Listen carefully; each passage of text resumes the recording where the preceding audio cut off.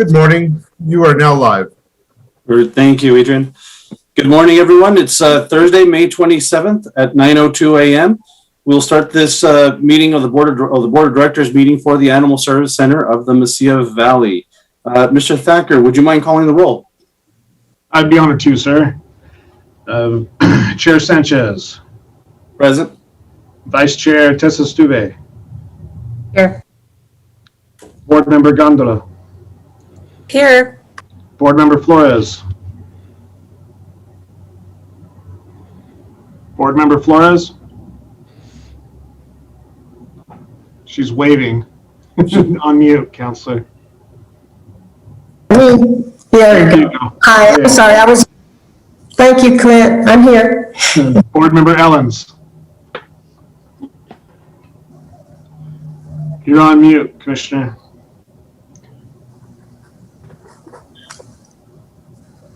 Oh yeah, he's waving, says he's here. Commissioner, you should be able to just hold the space bar down and talk and then let go. That might be a shortcut. Yeah. So, and then Board Member Trujillo. I don't see where she's at. I don't see her on the panelist list here. Okay. Roll call taken. Looks like we have a quorum, sir. Okay, very good. Just for the record, ex officio members Enriquez and Ward are also present. At least I believe they're. At least I believe they are there. Okay. Yes, sir. Enriquez is here. No problem. Okay, we're on to item number 2. Are there any changes to the agenda, Mr. Thacker? None from the ASCMV, sir. Okay, well then, can I get a motion to approve the agenda? So moved. So moved. Okay, I have a motion from Vice Chair Bates-Stuvey. Second by Flores. A second by Councilor Flores. Thank you. Are there any questions of issues? Not seeing any, so Clint, will you call the roll? Well, Mr. Chair Sanchez. Yes. Vice Chair Tessa Stuve. Yes. Board Member Gondola. Yes. Board Member Flores. Yes. Board Member Ellens. Yes. Thank you. Passes. All right, we have an agenda. All right, moving on. Item number 3, approval of the minutes from the regular ASCMV board meeting held on April 22nd, 2021. Can I get a motion and a second? So moved by Flores. Moved by Councilor Flores. Second. Seconded by Commissioner Ellens. If there's any questions or issues identified with the minutes, any discussion? Okay, it's all quiet. Then Clint, will you call the roll on the approval of the minutes from April 22nd? I'd love to. Mr. Chair Sanchez. Yes. Vice Chair Tessa Stuve. Yes. Board Member Gondola. Yes. Board Member Flores. Yes. Board Member Ellens. Yes. Minutes are approved. We're on agenda item now 4A, the Coalition for Pets and People and Safe Haven. Ms. Gilbert, good morning. Good morning. Tricia Quillen is here with us this morning with Safe Haven Animal Sanctuary, and she's going to present slides first. I think I need Adrian to, she says she signed on. So if you could get Tricia's video up so we could see her. Yes, I see her listed as an attendee. Yeah. Okay. And then after Tricia, I'll follow with the coalition report with the rest of the groups. Great. Adrian, is it possible to add Tricia Quillen from an attendee to a panelist? Yes, let me get that. Thank you. We want to thank Tricia for coming and introducing everyone to Safe Haven. Oh, this is great, and I think it'll be good to be able to see the people behind all these activities that have been going on in the community. So, Yes, thank you.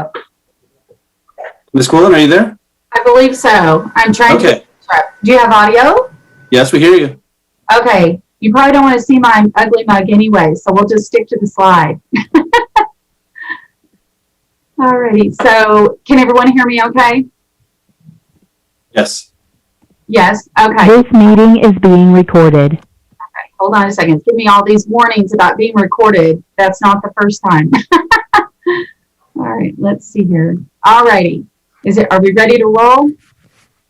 Yes, ma'am. Okay, great. Thanks so much. Hopefully you guys are seeing we need to go to slide 1. I'm not sure how you guys are seeing that. It's popped up a different one. The first slide, if you're seeing it on your screen, is called Humble Beginnings. I'm hoping you guys will see that. I know I did originally, but There we go. There you That go. was- There you go. Definitely humble beginnings, as you can see. First, I want to thank you guys, Gene in particular, for inviting us to participate in the presentation this morning. I am Tricia Quillen. I'm the Community Resource Coordinator for Safe Haven Animal Sanctuary, also known as SHAZ. Every year in Special and Rescue, but this year is a milestone that marks 25 years of saving lives of otherwise homeless dogs and cats in Doñana County and the Las Cruces area. In this first slide, Humble Beginnings, you'll see nearly 3 acres of donated land, resources, and many hours of volunteer contribution laid the foundation from the very beginning. This is a representation of how the Eagle Road parcel looked in the beginning, a safe place for cats and dogs alike, and lots of room to work with and walk the dogs. Take note of the first covered pins, as well as the first Restore location, each titled there as you see them. And then if you go to slide 2, shows you'll see our logo there at the top. Please note the updated logo, which symbolizes the many changes we've made over the last 5 years in our 25 years of existence, of course, is what that represents. And we'll continue to make a focus on the future. Here you see the view as you enter the sanctuary, that first pic, that beautiful sky that backs up against the organs. There's much vegetation. It's regularly maintained and nurtured by volunteers.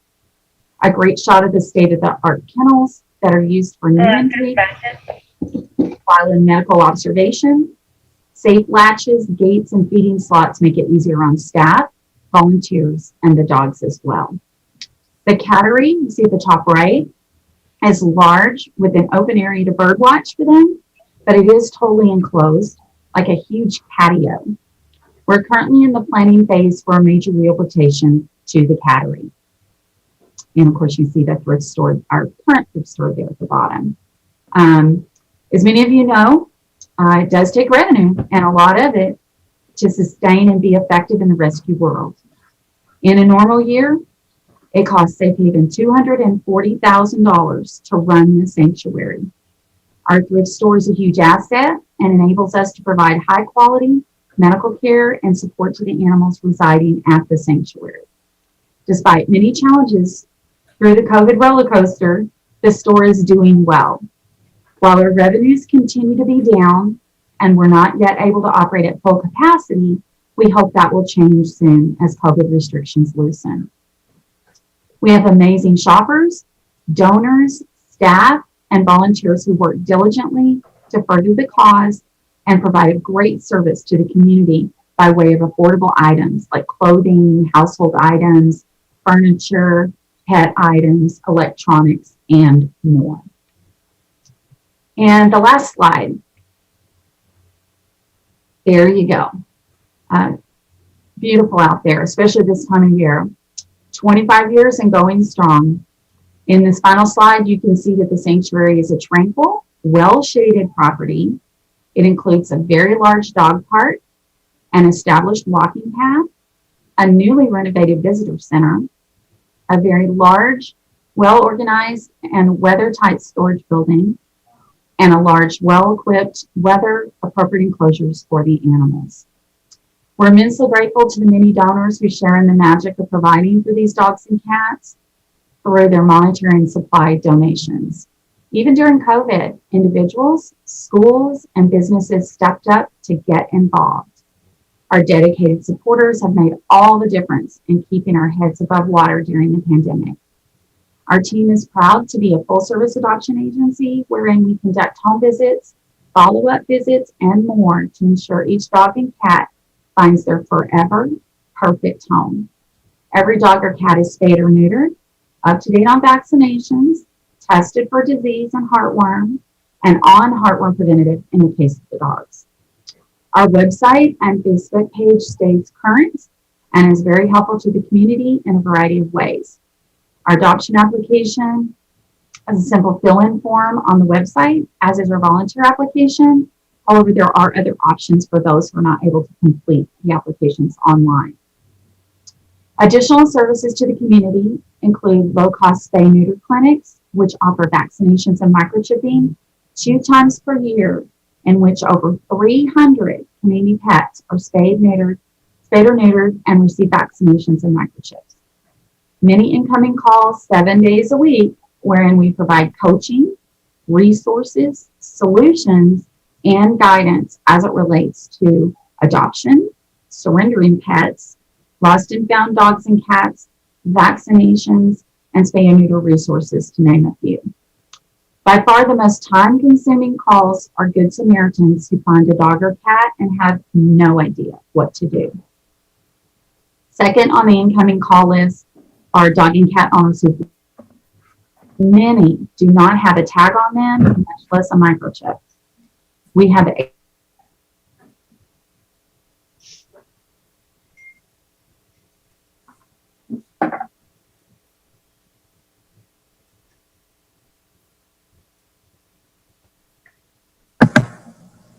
Mr. Chair, I can't hear her.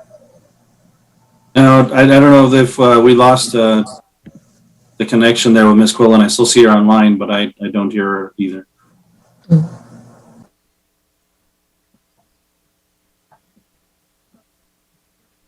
Ms. Quillen, are you there? Oh, okay, she just dropped off there. I'll give her a quick minute to see if she's able to rejoin.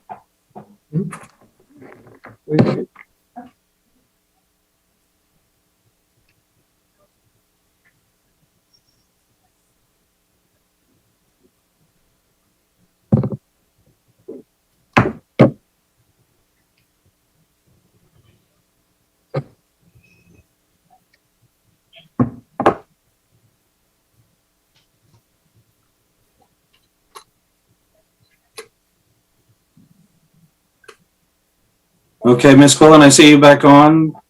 Can you hear us?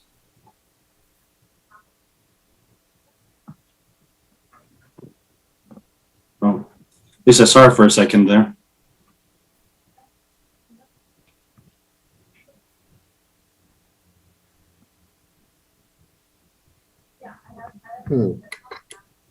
Let's see when I said if we can't get this resolved, we'll move on to the next item. Just give her another minute. We'll give it to 1 more minute.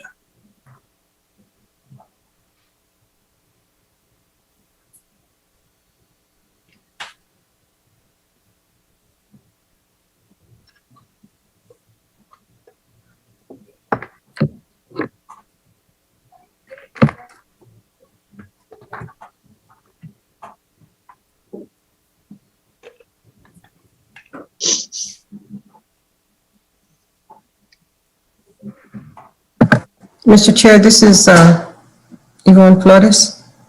Yes, Counselor. Well, we're waiting for her in the event she doesn't reappear. I can't, may I just give the number for the animal sanctuary, Safe Haven? I have a telephone number for them. Sure, we can. I'm sure we can get the phone number. Okay. I see Ms. Quillen on again, but on mute. I received a text from Tricia, and she said that she's not sure what happened, but it seemed to kicked her out of the meeting, and she can't rejoin. Can you guys hear She's me? having, Yes, we can hear you. okay. I don't know. I have no idea where it kicked me off or if it did. I know we were saying that I think we just had started covering the second, number 2, you were talking on the items on the list, you were at number 2. Okay. I don't know what time you have. I can zoom through it, or I can just answer any questions that you guys might have. It's up to you. I think depending, if you didn't have much more, you can finish up, or I know there was already we already had I know one question. Okay, go ahead and give me the one question, and then I'll be as quick as I can. Okay, Councilor Flores, go ahead. Oh, I didn't have a question, Mr. Chair. What I had was the telephone number for Safe Haven. Oh, okay. Okay, I misinterpreted. I thought you were asking for the telephone number. Oh, no. I have it, and I just said in the event Tricia doesn't come back, I'd be more than happy to share. Oh, okay. Got Okay, fine. Okay, I'll zoom through it, give you some highlights if that's okay. So you said I was in the middle of slide 2, is that correct? I believe you were, yes. About the latches and all that, okay. Yep. So let me go on to slide 3. Well, I think you had just gotten into slide 3. You had just gotten into slide 3, and we're talking on, yeah, I think you were just into slide 3 when we lost you.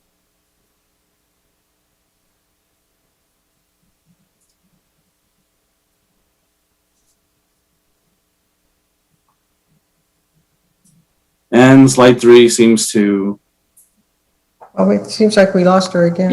it's the slide. It's getting in the way. Oh, No, I'm just kidding. Yeah, looks like, yeah, we lost her again. So I guess at this, I mean, if, for now we can, Jean, I don't know, we can, I don't know if there's additional items you wanted to give an update on, or if it was just going to be with. I can go ahead and do the coalition report now please. if you want. And she says it looks like it kicked her off again, and she'll try to come back on quickly if she can. And if she can, we can certainly interrupt the coalition report. But let's go ahead and move into that. Okay, thank you. This is the May report, and here is the listing of organizations.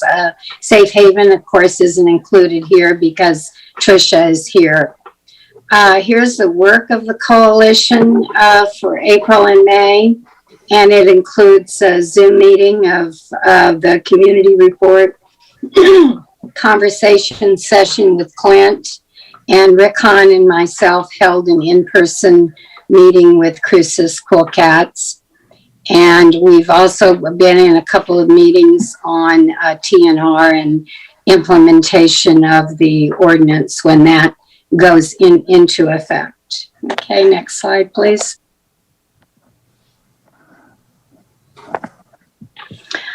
I'm Almost Home is animal rescue is based in El Paso, and they serve Las Cruces. They pulled from our center, and here Blossom is pictured.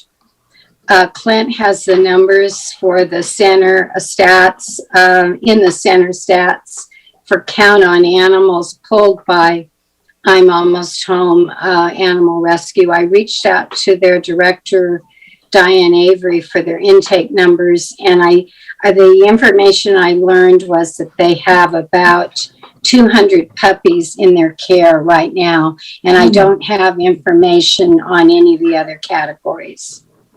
Okay, next slide, please.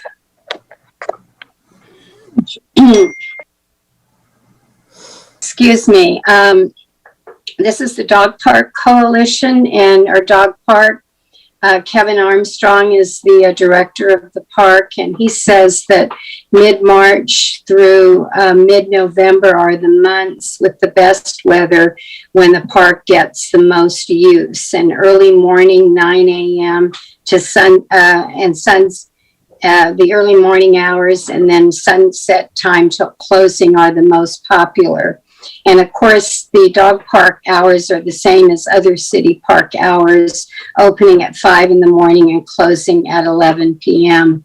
Kevin said counting attendance at the park is difficult because the 20 to 30 dog maximum at a time could represent over 45 people. And with most people staying less than an hour, there's a steady turnover, making for kind of a fluid situation with comings and goings.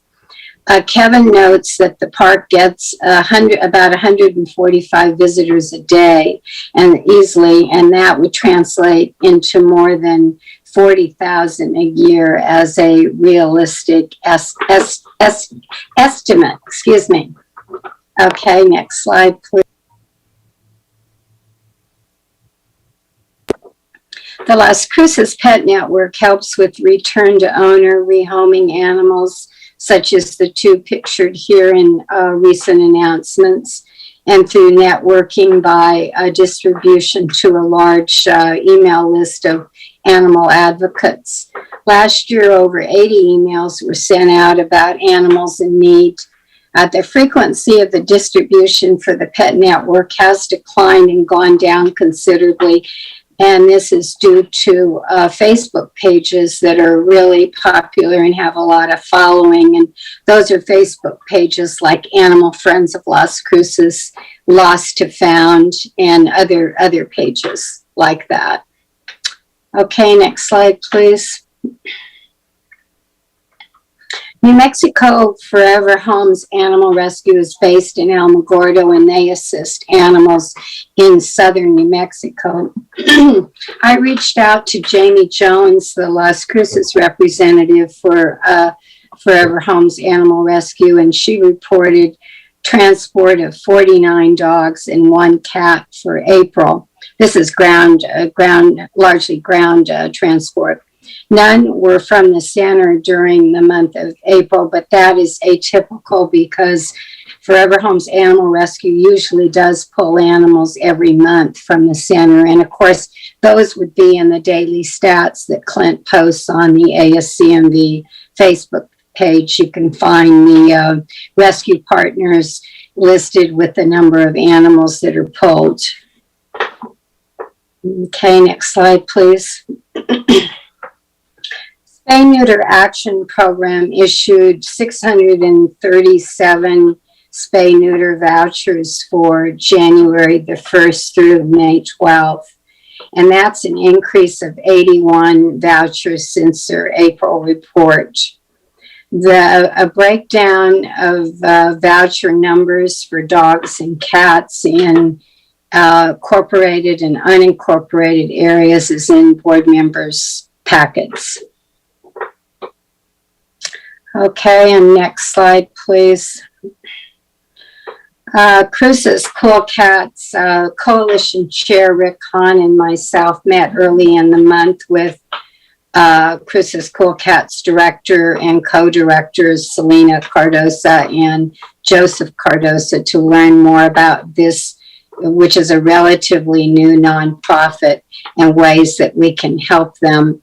And we learned that Cruces Cool Cats has over 100 cats in their program, which would include their sanctuary, their cattery, and those that are in foster homes. In addition to their sanctuary and cattery, they also assist private individuals, like you see the little kittens in this in one of the pictures here, and that's a person they're currently assisting to help find placement and, of course, spay and neuter of all of the cats. Okay, next slide, please. In addition to providing the services that I mentioned for Cruces Cool Cats, they do help feral cats through TNR. And here you see a picture of one night they trapped 4, which is a lot in one evening. And then you see them being transported to the clinic for spay and neuter. Okay, next slide, please. Bark House arranged transport for about 60 dogs, including moms and pups, for 2 flights in May. And pictured here is Javier Julian, who's the chief pilot with Pet Rescue Pilots, helping to load dogs for one of the flights. I reached out to Kelly Barker, Bark House director, and learned that during the last 10 months, their work with the county has included transporting over 300 mama dogs and pups and cord holds, and they arranged 4 flights, and they've done multiple ground transports. Okay, next slide, please. Shepherds Beyond Borders, Lisa Westbrook is the Las Cruces representative, and Ron Camus is the El Paso representative. And they're an important rescue partner for us. They recently pulled 15 shepherds for transport from the center to the East Coast. And pictured left is Animal Services Center staff person Paul Richardson, and pictured right is the center's veterinarian, Dr. Haddon, dispensing medicine for one of the dogs before transport. And next slide, please. And pictured here is one of the center's dogs named Pink, settled in his new home following transport. It's always nice to see the follow-ups on the animals that get transported, and many of them have homes waiting for them immediately as soon as they arrive at their destination. So that's pretty amazing. Okay, well, I want to ask if there are any questions or input. Hey, any questions for Ms. Gilbert? I'm not seeing any hands up, so. Okay, and I just wanted to really quickly just say that, as you can probably tell by the presentation today, that I am making more of a concerted effort, I guess I could say, to provide more stats that to accompany the slides. And I've been asked by representatives of groups, when I'm asking them for the stats and information, that they're wondering the reason and how the board would use the data. I see Councillor Flores has her hand up, and so does Councillor Stuve. I don't know if, and I know for at least I'll speak really quickly, and before I go to the comments here, but I know having the information, I know helps, at least when the board gives us a different perspective as to what's going on within the community, even outside of the Animal Service Center. So if there's things that the organizations are seeing that that might be able to enlighten us, and maybe even provide us with some possible things we can do as a board here with the Animal Service Center, I think it's always good to have, or at least provide us as much information as we can. So I appreciate it. So I'll move, Councillor Flores, I saw your hand up first, and then we'll go to Vice Chair Betis-Tuvi. Well, I was just wondering if it'd be appropriate for me to announce the telephone numbers for Haven. Yeah, I haven't heard. Sure. Should I go? It's up to you, Mr. Chair. Oh, absolutely. Go ahead, Councillor Flores. So the store, Safe Haven store, is located on El Paseo. Their telephone number is 575-541-4942. And the sanctuary is located on Eagle Road, which is about 8 miles from the center of Las Cruces, near going out towards Baylor Canyon. And their address is area code 575-805-5338. Thank you, Mr. Okay. Thank you, Jean. Thank you, Councillor Flores. Vice Chair Betis-Tuvi. Thank you, Chair, and thank you, Jean. I believe Commissioner Sanchez answered most of that, but for your question that, seeing these items really helps us, especially since we did make policy changes on the types of animals that we were accepting into the center. And so I really wanted to see what type of stresses that caused within the rescue community too. Were you guys having to rescue a whole lot more? Was that putting too much of a strain? Do we have to relook at policies? That's part of that reason. And as we move forward thinking, are we going to stay with some of these policies? Is it sustainable in our community? That's why I think it's so important to have this type of information. And then moving forward, if the coalition has, policy work that they want to do, we've just focused a lot on the trap, neuter, release, but what else are you guys seeing and talking about? And then if there are those, we got a lot of comments about, changes about dog parks, but that's something that we never really heard from the coalition. So if there are questions or concerns coming up from the community like that, that would be, I think, very important for us to know. And because we can work with that type of policy, we work on funding, those types of things. And so that's kind of the information that I think would be very beneficial coming from the coalition. And if you're a group, it's just easier to be able to have that information coming all together. And so thank you, Chair, and thank you, Jean. Yeah, we are going to be meeting with Kevin Armstrong in the near future. That's something we plan, and we really weren't able to help him too much with on the changes because some of the things that already were, it was basically past tense. So some of the things had already gone into effect.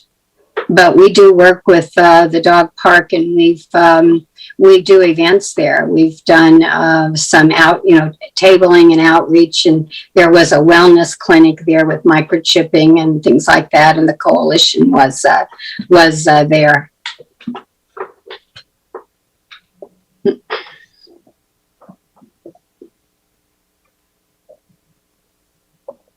Okay, Councilor Flores, you still have your hand up. Did you have another question or? Okay.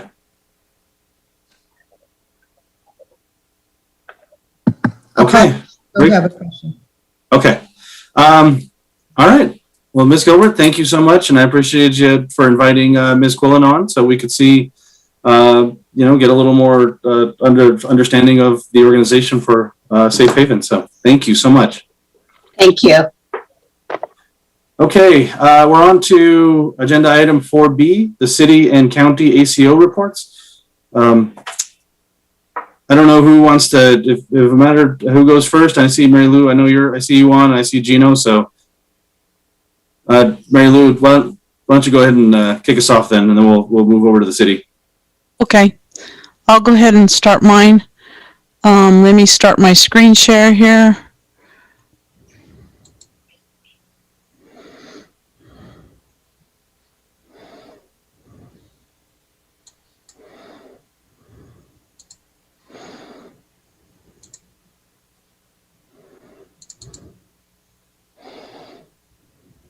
Can you all see that? Has it started sharing it yet? Yes, we see the slide. I don't know if you have it in slideshow mode, but. Okay. I can see the slides. Yeah.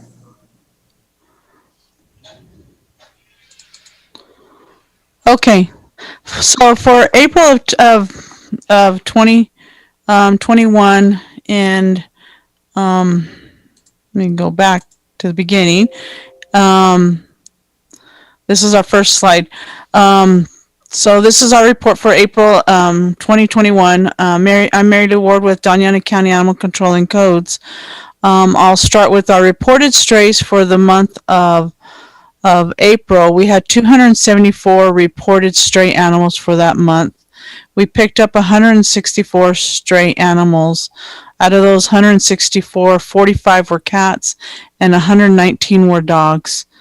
In addition to those, we also picked up 14 sick or injured animals, and those were evenly divided up into 7 cats and 7 dogs.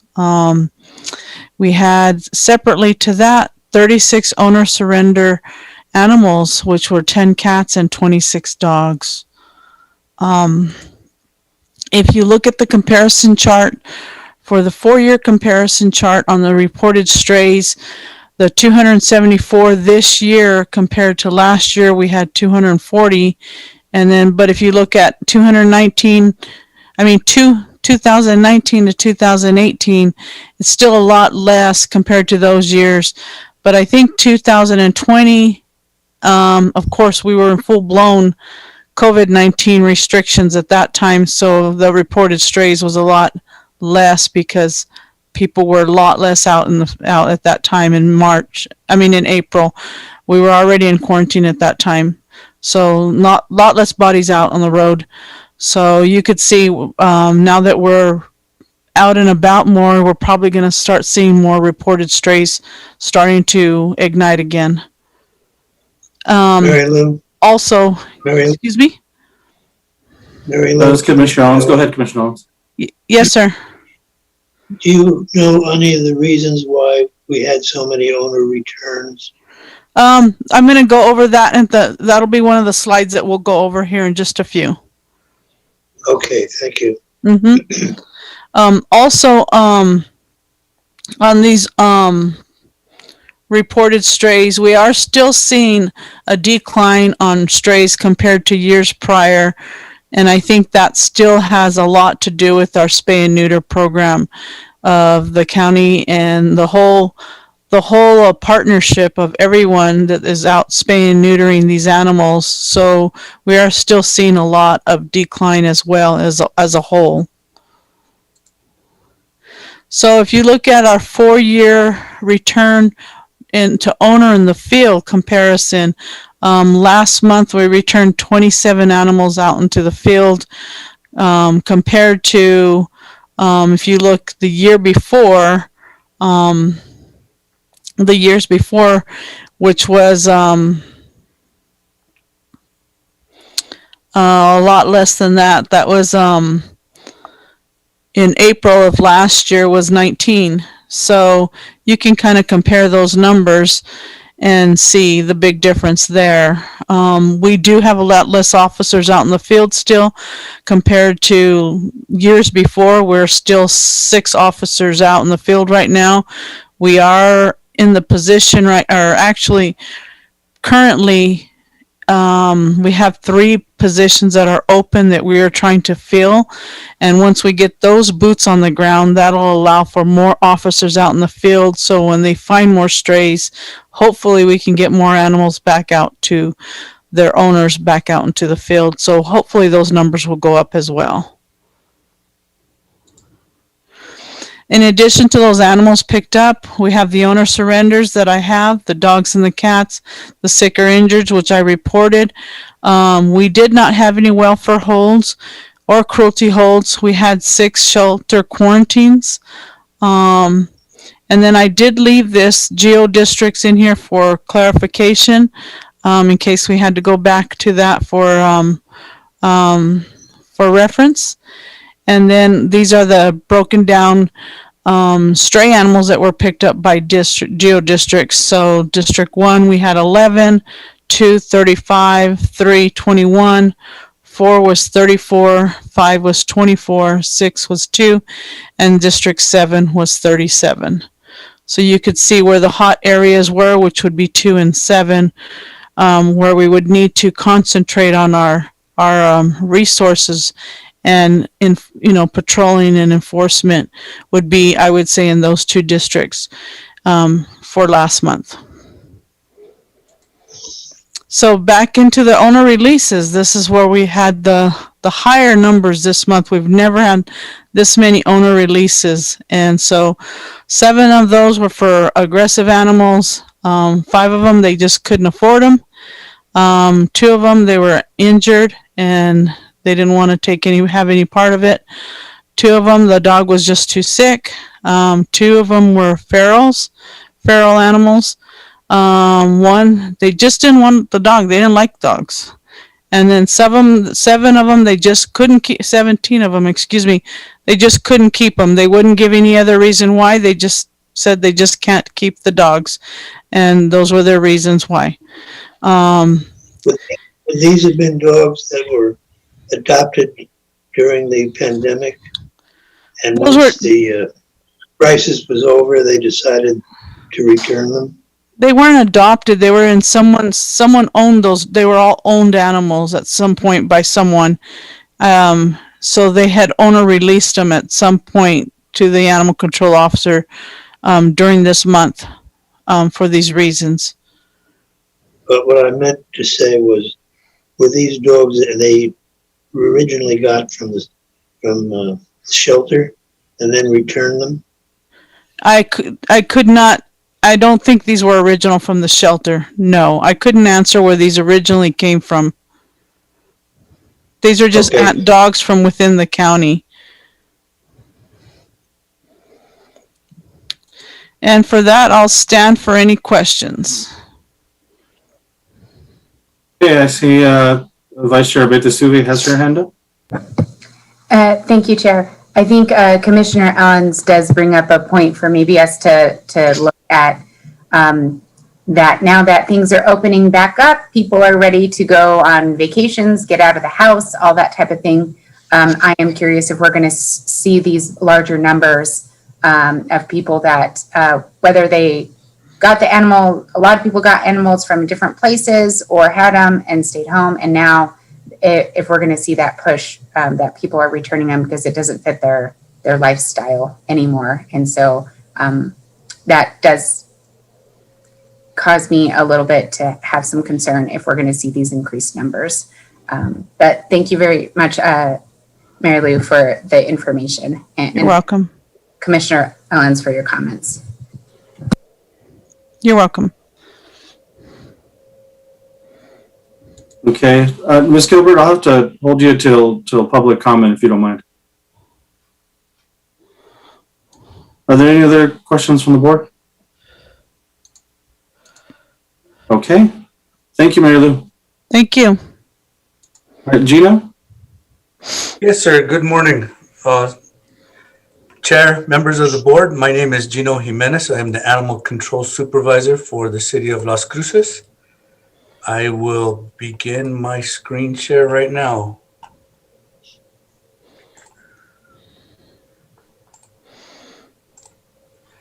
There we go. Is it visible to everybody?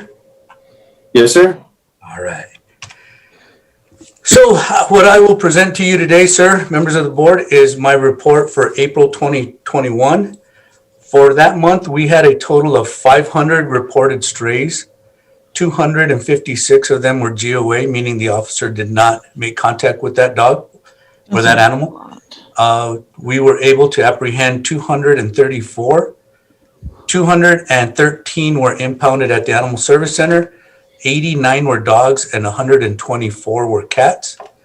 We were successful in returning 31 animals back to their registered owners before they even crossed the threshold of the Animal Service Center. We were unsuccessful in returning 21 that had some sort of identification on them. So that gave us a total of 52 identifiable stray animals. In my next slide, you will see that this is my 3-year stray animal call comparison. Again, we did 500 for this month. And, you know, like the comments that were made by Mary Lou and by Councilor Rita Stewie, we did take a dramatic increase last month. I cannot tell you why, but if you look at 2019, those numbers are very, very similar. So I think that, as the comment was made earlier, now that restrictions are being lifted a little bit more, people are becoming more free and more wanting to be out. That number really matches our pre-COVID numbers. So I hope that we don't go back to the 2019, 18, 17 years, but the trend right there seems like we're going to. But we will see. Time will tell on that one. Here is our 3-year field RTO comparison. We're still within that 30 numbers of a total of 134 for the year. But you can see that our numbers are pretty consistent over the last 3 years. This next slide is the reasons for owner releasing animals. And just like Mary Lou mentioned also, we did see a spike in owner releasing this last month. I can't tell you why. I know that we had put some restrictions early on during COVID to only intake animals that were sick or injured or that were a threat to the families or the public safety. And now that that has been lifted, I think we're going to see more of this. And unfortunately, we're going to see more of this. So going over my list, we had 4 dogs that were turned over because the owner could no longer care for them. We had 5 dogs that were acting aggressive, 2 that the landlord would not allow on his property, 1 dog for a sick dog for parvo, 1 cat acting aggressively. Apparently this cat continually scratched or was threatening the minor child in the home. And then 6 dogs were turned over, different owners, because the owners could not keep the dogs confined. Even though the officers gave them some sort of remedies or recommendations, I should say, to keep the animals at home, these dog owners still chose to owner relinquish them. Next slide is the reasons that we were unable to fill RTO. 15 were because there was no contact by phone or at the residence. 4, the animal had a microchip, but the chip was not registered. 1, the microchip information was not current. That could be anywhere from somebody giving the dog away and the microchip information was never updated. And then 1, we had a cat that the microchip was registered to a mobile home community. So it never really gave a space or lot number of an actual owner. As we all know, community cats is coming up, but yet it hasn't been approved yet. So we had no choice but to take that cat to the Animal Service Center. This is a screenshot of my stray map, and I will go to that one.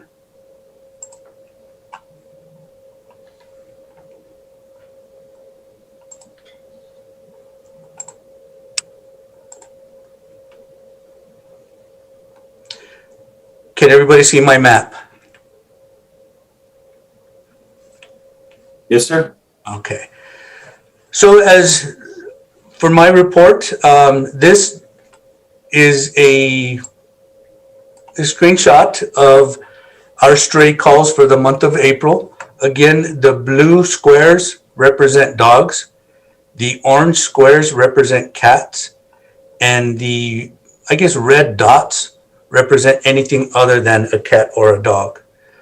For this month, if you zoom out, you can see that the entire city is covered. So there really is not a hot spot per se within the city. I believe that our calls for strays are equally distributed throughout every council district. If there is a particular spot that any of the board members would like me to zoom in on, please say so, and I will zoom in on that spot. Again, this map is available on the CLC webpage. If you go to the search engine and Google animal, it will break it down and you'll be able to find the map. With that, Mr. Chair, I will stand for any questions. Okay. Are there any questions for Vito? Yeah, I'm not seeing any hands up. Thank you, sir. Appreciate the update, sir. You're welcome. All right. We're moving on to agenda item 4C, shelters, statistics, and activities. Mr. Thacker, are you there? I am, yes, sir. Okay. The floor is yours. Do you see my report? Yes, sir. Okay. So the current count of the animal center is 418. That is a far cry from the 192 we were at last year. But again, all of last year was really a, COVID. So the numbers are, honestly, the numbers are where we would like to be, but not with what brought us there. And I concur with you. As you see this report, I concur with the other ones that have happened with Gino and Mary Lou. The numbers are continuing to climb, and that's a big issue for us because we have gone more from the capacity that we can hold. Yeah, we've had 600 plus animals here before. We've gone away from that more to a amount of care and the capacity for care that we have. And we're at that limit. We have. So we need to find and work with people and work with others to know what we can do to get that number down. It's only going to get worse as we continue with the summer months because there's that cyclic trend that we have where it goes up in the summertime. Hey, Clint, Yes, sir. you've been transporting a lot of animals out of state. That's why this number surprises me. Yes, sir. Yeah, I mean, hundreds are going out every other week. So that's really the worry is, yeah, we have some great partners, but they're going to fill up pretty soon, just like all the others are, and our number will continue to increase. And unfortunately, we would have to start euthanizing in order to keep that number for the quality of care down. We wouldn't be euthanizing healthy adoptable animals to begin with, but we would first start off with, those that have issues medically, not responding to treatment, and then it goes down to behavior issues, and then it would go into the adoptable healthy animals. It's not something we want to do, and we'll continue to look at options, but yeah, we're sending animals out like crazy and we're still in these high numbers. What's our maximum capacity? Well, again, I have a hard time saying a number because we're there right now. In the 400s, I'd say we're there. And we've been through this before. A mom with 6 puppies, that's 7 dogs. And that can be in somebody's office or in one kennel. Or else you can have one large dog in there.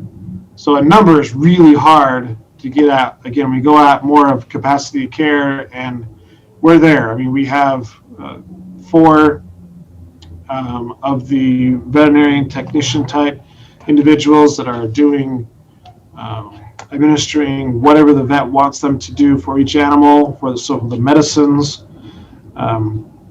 So it's an issue, that number. Did I answer your question, sir? Unfortunately, yes. So our intake. Hold on, Clint. I see Mayor Pro Tem Gondara has a question. Yes. Oh, you're on mute, ma'am. We should know that already. Thank you, Chair Sanchez and Commissioner Ellens. I really appreciate the information. So, Clint, I'm hoping that as you present that you're letting us know sort of where the increases are, right? Like you just mentioned, pregnant mamas and the pups that are coming in. How are they coming in? Like what is those increases? I'm not asking specifically, well, where are they coming from, owner really? And you tell us those things, but I really feel like to Councilor Abetas-Duvi's comments to Jean and others, we need to get to the bottom of what's happening and then steer our policies and or educational opportunities to that. So, at one time, we heard that pregnant mamas and puppies were an issue. And maybe, and it was at the center, but not enough to maybe provide the necessary funding, if you will, right, to assist in some of these other strategies. So I just, it's a comment more than anything, but I'd like to hear more specifically, right, what those issues are from your perspective, what trends you're seeing, and then and honestly, maybe we need to talk about this at a task force meeting. I know that initially that task force was put together for lots of different reasons, right? But one of them was to engage and relationship build and talk, obviously, about the ordinance. But these are the kinds of things that the task force should be talking about and bringing back to the larger board. And so, and of course, you know, Jean and Rick and those folks that belong to the larger coalition, those are things that are really important. And I'm really liking sort of the coming up with a format that these agencies helping, you know, the advocacy groups come up with to report back so that we understand very specifically from the board's perspective what's happening in our community, not only in our center, but in our community, and being a huge player in coming up with proactive ways to address these issues. Because at the end of the day, the center is the catch-all, right, for all of it. And so, Clint, I hope that when you're talking to us about that we're hearing very specific about what those, you know, what those issues are and how the board can help with policy changes, if you will. Thank you, Chair. I don't know that there's probably there's a couple of questions in there, and I don't know if you wanna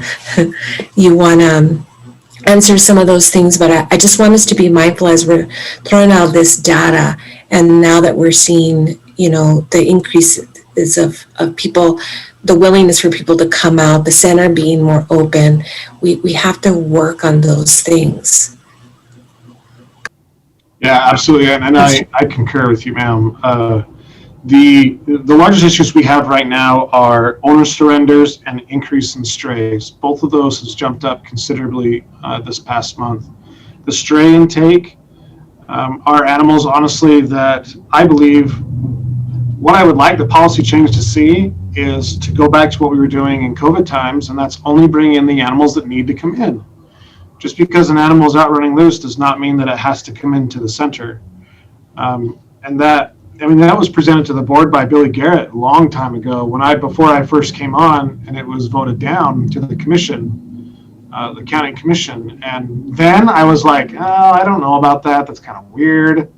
But things are changing. And if we, and I know that Mary Lou and Gino have different thoughts of that as well, but we're the center, and I think that would be the answer for us is if the type of intakes were to change, then that would be helpful. So that would be my answer to your question of what policies and things to change. And yeah, I appreciate that, Clint, and I think that's really helpful and something that maybe the executive, you know, should talk about.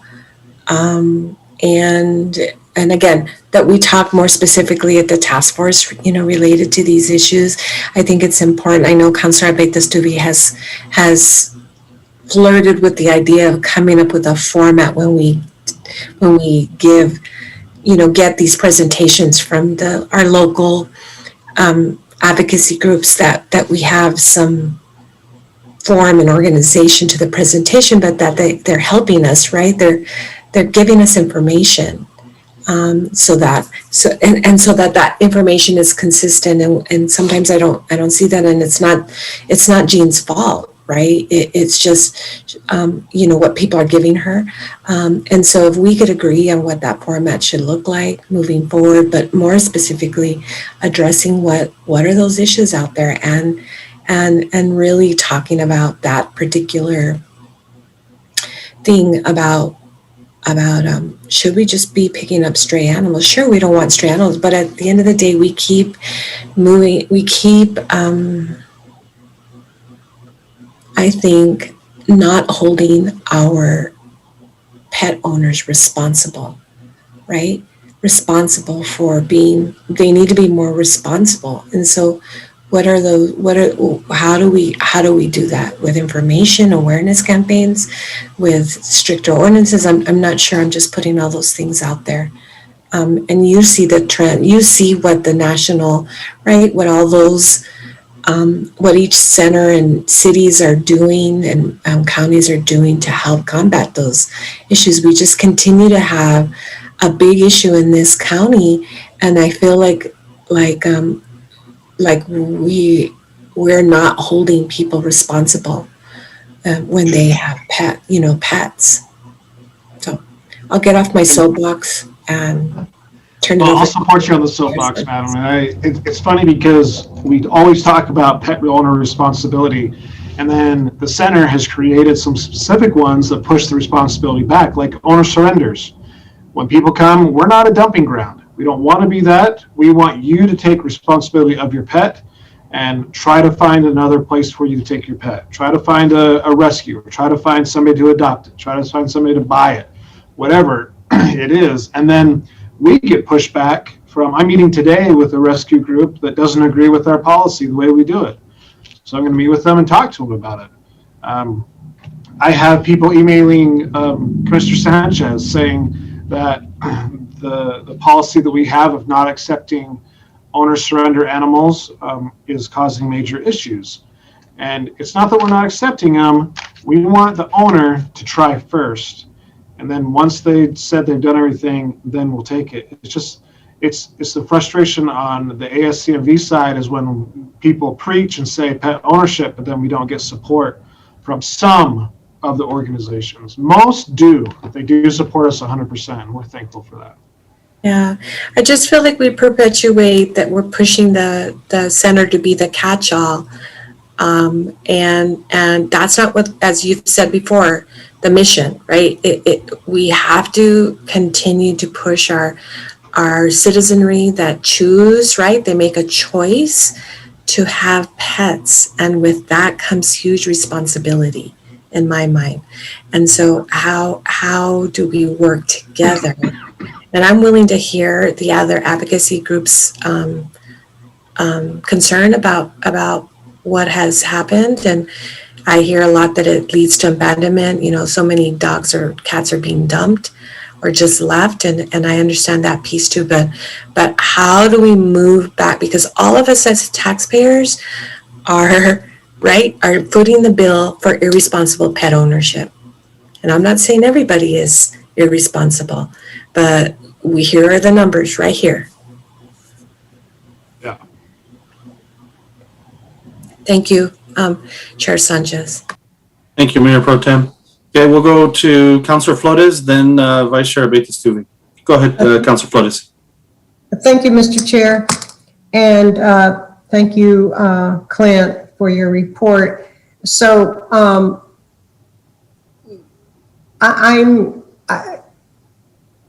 for edification purposes, would you please explain to me what you do with a stray that you don't want to have? You don't want strays, but what do you do with dogs that are just out there?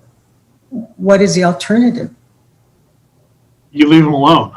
I mean, if they're not doing anything, if you just run or driving down the road and you see a stray and it's not doing anything, then right now in our current situation, you'd have to leave that animal alone. If it's actively causing a nuisance, then it would be picked up. But if it's just out running around, then I don't see the reason why it should come into a facility that we have known diseases here, we're overpopulated, and potentially it's going to go right back to its owner if it's still in the field. So that's my understanding of it. Okay, yeah. I mean, I just in these last 2 weeks, I've come across 2 strays, and both of them, when I went after them, they went right back home. They went to their homes. One even, I could see how he got out. He just went over got on the fence, jumped on the rock fence and walked out.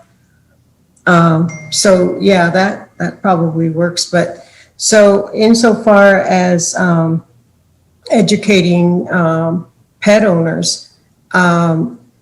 Is that something, because the only task force that I participated in was the Animal Ordinance Task Force, but there's the Animal Task Force. Were solutions presented at that time? Have we not followed up? And Billy Garrett's recommendations that you're aware of, Clint, I'm not. Are those can they be implemented? I mean, is there really a solution to the animal shelter population?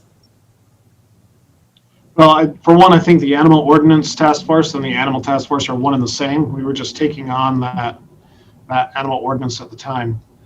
And as far as Billy Garrett's idea, I don't know the specifics about it.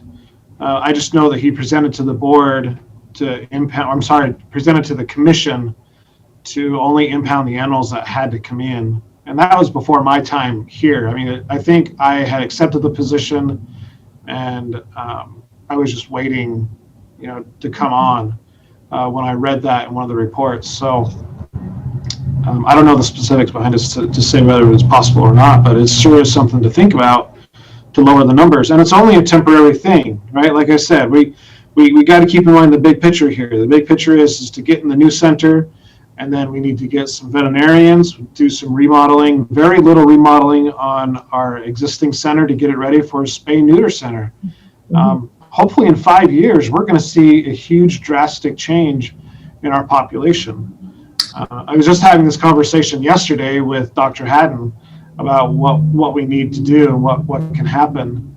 And one of it is having the budget where we can hire a large amount of people for education, for all these things. But if I'm going to change my mission that much, I need to have the backing for both the city and the county to be able to do that change in mission and do it successfully, because we're talking a big altering, because my mission currently isn't to educate the community on pet ownership. My current mission is to house animals, a healthy place, and get them back to the owners, and get a good live release rate for us.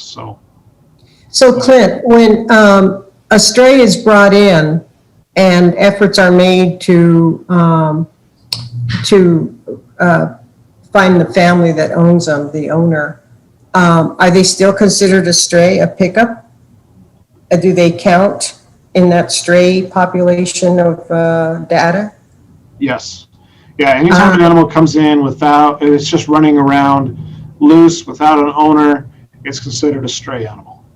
And then at the time that the ACO finds the animal, do they have the capacity to check to see if there's a microchip or a tag on them or some identification on them as to ownership? You'd have to talk to animal control about that. I believe they do their best on it, but I know with limiting calls or limiting personnel, sometimes that slips through. And that's another one is let's get some more officers so they have time to do that. Yeah, I was just going to say we need to really increase our workforce in that regard. And that's something, Clint, that I would recommend to you to bring to our city council, because we really need to work on some budget items or reallocation, line reallocations or whatever those budget people do, because I think that there is some money out there for creating new positions or filling the positions that do exist. I'm speaking only for the city. I think we need a workforce. But you, Clint, I believe you said that your focus isn't to educate the community. Did I hear that? Not my focus, that's my mission. The mission of the ASCMV is to not take on the education portion of the entire community of Doniana. It just never has been. Okay. So. Yeah, but it's something that the Animal Task Force could work on. Yeah, absolutely, and it's something integral in a good program is having that education piece. I mean, that's 100% absolutely. Okay. For that. Good. Okay, thank you so much, Clint, for all your efforts, and thank you, Tessa and Cassandra, for your input on this very pressing issue. Thank you, Mr. Chair. And Board Member Flores, I don't know if you want me to go to the city council or not, because I'll give them an earful of what what ACO needs and what we need, and you probably might not like it very much. Well, you know what, if they don't like it, they can lump it. I mean, with all due respect to my city councilors and to administration, we have to do a job, and we need all the information we need. We need to make sure that everybody has the same information, not just three of us on this board, but to hear, what the challenges are. And all we know right now is that, all that's been reported, not all that's been reported, but right now the big focus is, there's a new, there's a new shelter coming in, as if that's going to be the end all and the cure all. And so, yeah, we need to hear, we as a council, and because at council meetings, Clint, a lot, if not all, administrative heads are in on those meetings. And they need to know that there's a big need in this, with the shelter and our animal world as a whole. So thank you, Clint, for all your efforts. Thank you so much. Thank you, Mr. Chair. Thank you, Councilor Flores. Vice Chair Abate-Stuby. And then we'll go to Mary Lou after that. Thank you. I'm happy to defer to Mary Lou if she had another comment regarding the other questions. Sure. I was just going to answer the question in regards to what Billy Garrett was working towards. What he was trying to do was pass a resolution through the county commission in regards to allowing animals to run at large. It didn't pass. The county commission did not pass it. Mainly, I think they voted against it because some of the verbiage, and then this is in my opinion, was contradicting the state statute in regards to the verbiage. And now the state statute states on animals running at large, it says each municipality and each county shall make provisions by ordinance for the seizure and dispositions of dogs and cats running at large and not kept or claimed by any person or persons premises, provided, however, that the ordinance does not conflict with the provisions of this chapter. So that's what they were referring to, and that's why I believe the commission didn't approve it, because it used the word shall and not may make provisions. So that was one of the words that they were looking at in that resolution that didn't pass. That was several years ago that we were talking about. So that was one of the issues, and I think that is probably going to be some of the issues going forward. And I think if you wanted to get more of a professional opinion, I would get with Albuquerque, maybe get with the Attorney General's office in Albuquerque to get what their professional opinion is on that, to make sure we're not violating any of the state statutes and going forward with this. If anybody is looking for going forward to changing this up, that's just my opinion. So. Thank you. Thanks, Mary Lou. Madam Vice Chair? Thank you. And thank you, Mary Lou, for those comments. You're welcome. One question, Clint, with the advocacy group that you're going to be meeting with shortly, are they part of the coalition as well? The meeting I have today? Yes. Yes, they are. Okay. So I think going back just to clarify, see, that's the type of information that I think we on the board should be knowing about what the coalition wants to see. If they're having this direct problem that they're going to Clint to go see, that's probably something that we should know about. And that's why we've been asking for some of the information on what types of numbers we're seeing here, is that if there are problems or if there are policy changes, that's what we can work with. And that's what I think part of the board should be getting those informations. And I absolutely appreciate, the stories. I appreciate the numbers and that sort of thing. But if there are challenges, that's something that is good to know. I mean, the good and the bad.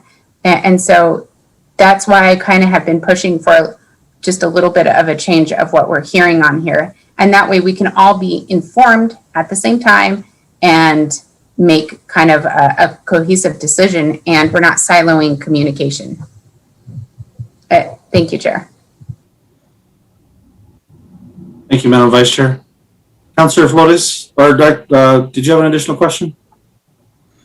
I wanted to just comment a little bit on, I have a comment and a question on that state statute that Mary Jo read. I think that sometimes state statutes aren't correctly read by, and I'm not saying that the commission didn't understand it. I'm just saying that sometimes because the statute did say for animals not claimed, and it really, yeah, anyway, so that I don't want to get into that too much. I just want to say that she's absolutely correct. If we want to address this, we have to get a clear reading, understanding on what that statute means. I don't think it's prohibitive of what, in my humble opinion, as an attorney, and this is only my opinion, that based on what Mary Jo read, it seems like the commission, to me, the commission could have adopted that because it wouldn't be in violation. But then again, there has to be a very clear writing and understanding of the statute.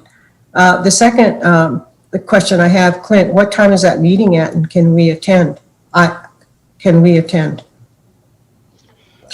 Not as board members, but as, well, yeah, no? It's after 4 o'clock today is when I'm Okay. meeting with the representative. How many people are you meeting with, Clint? Because I agree with Councilor One. Beta, Stevie. Oh, you're meeting with one person. Oh, okay. Yeah. Does that one person just feel more comfortable meeting with one-on-one? Is that what it is? I never considered meeting with a counselor or board members, so I Okay, guess they first want to come with me and talk to me about it. okay. Well, can you just keep us in the loop then as to what? Absolutely. Yeah. Great. Thank you, Clint. Thank you, Mr. Chair. Thank you, Councilor Flores. Gino, I'll go to you and then to Vice Chair Stevie. Thank you, Mr. Chairman. I realize that this is Clint's report, and I don't want to add any more of my information on there, but since the topics were brought up, Mary Lou was absolutely right on reading that statute. When it was proposed by Commissioner Garrett, what was it, 6 years ago, 7 years ago, something like that, we did take it to city legal, and legal decided that it was best at that time not to try to implement that into our ordinance at that time. Because of course, we're trying to have each ordinance, city county ordinance, mirror each other. So when it was proposed at the county level, we took it up to city legal, and it was determined at that time that it was not at the best time to do that. The second part is, since it was brought up, we're talking about the educational factors that animal control can provide. Right now, with the staffing levels that I have, my officers are going call to call to call to call. Right now, we are averaging about 1,300 calls a month. I have one vacancy, and I have one officer on FMLA. Come next month, I will lose another officer who has served the city for 27, coming up on 28 years. He has been an animal control officer, and he will have the distinction of being the only the only person to start as an ACO and complete his career 27 years later and retire as an ACO. So that shows his commitment to the profession and to the community. However, if we look at the expansion of Las Cruces, especially in District 5, which is Councilor Sorg's district, that Metro Verde area is blowing up. However, my manpower has not increased. And, you know, if you take the national study that shows that for every household, Clint, you can correct me on this, I believe it's 2.4 animals per household. So if you increase it by 1,000 households in that Metro Verde area, how many animals are going to be housed there now? And does my manpower equal the amount of service, the demand for service that the citizens are calling for? So we're doing the best that we can with what we have. I do see the need for extra officers, obviously with the county, you know, being as shorthanded as they are, and with myself. Does that help, Clint? Absolutely. Because I believe that if I have more officers in the field, then my officers can spend more time field RTOing or making those contacts in the community before they cross his threshold. And by doing that, it's going to reduce the number of animals that he has to care for. So it's hand in hand. I help you, you help me kind of thing. Those are just comments, Mr. Chairman. Just since it was brought up, I thought I would give you my comments, my opinion. Yeah. No, thank you, Gino. Okay, Vice Chair Batistouvi. Thank you. And thank you, Gino, for that. For those that may not know, we did have a public safety work session this last week, and we did address the need for vacancies, I think, across the board. There has to be with the growth, and there was a strong desire, just this is my personal opinion, across the board, to make sure that we are growing correctly and compensating correctly for the size of our city. And so there was a lot of, I think, support to look to see what those steps are. And we are waiting back right now from our chief of police, who is going to be bringing recommendations back to council. I think there has been a lot of conversations going on about that and support within the council. And then looking back, you know, as we look to make connections with these different groups, I absolutely and fully understand how, you know, groups, and I'm not suggesting that council always be at these items to visit with, you know, the different agencies. I recognize that they're going to want to talk with Clint by himself, and that is good and appropriate in a lot of ways. The one thing I am suggesting is that we get report outs of those concerns, and so that we're not minimizing the concerns that are coming from these agencies. And so as long as we're making sure that we have that communication, then we should be doing okay. And we're not getting just the more of the happy stories about it, but we're looking at ways that we can help assist with these problems. And that way it's not always falling onto Clint either to come up with all the solutions and always be the person for those answers. Thank you, Chair. Okay. All right, we have, I see Councilor Flores, you have your hand up, and then I'll add a couple of my comments after that, and then we'll allow Clint to finish this up. Yeah, Councilor Flores? Thank you, Mr. Chair, and thank you so much, Tessa, Vice Chair Tessa, for Abeta Stuvi, for making it clear that it isn't as if we have to sit in on all those meetings, but that we do need those reports to have that connection and that continuity. And I just want to thank Clint and Gino and Mary Lou, excuse me, for all of their work in connection with our little animals. It's a tough job. Thank you so much, Mr. Thank you, Councilor Flores. And I just want to, and Clint, one of the things I know we've, from what I've been able to, and this kind of takes it back, I think, to one of the things we had started with the beginning of the conversation with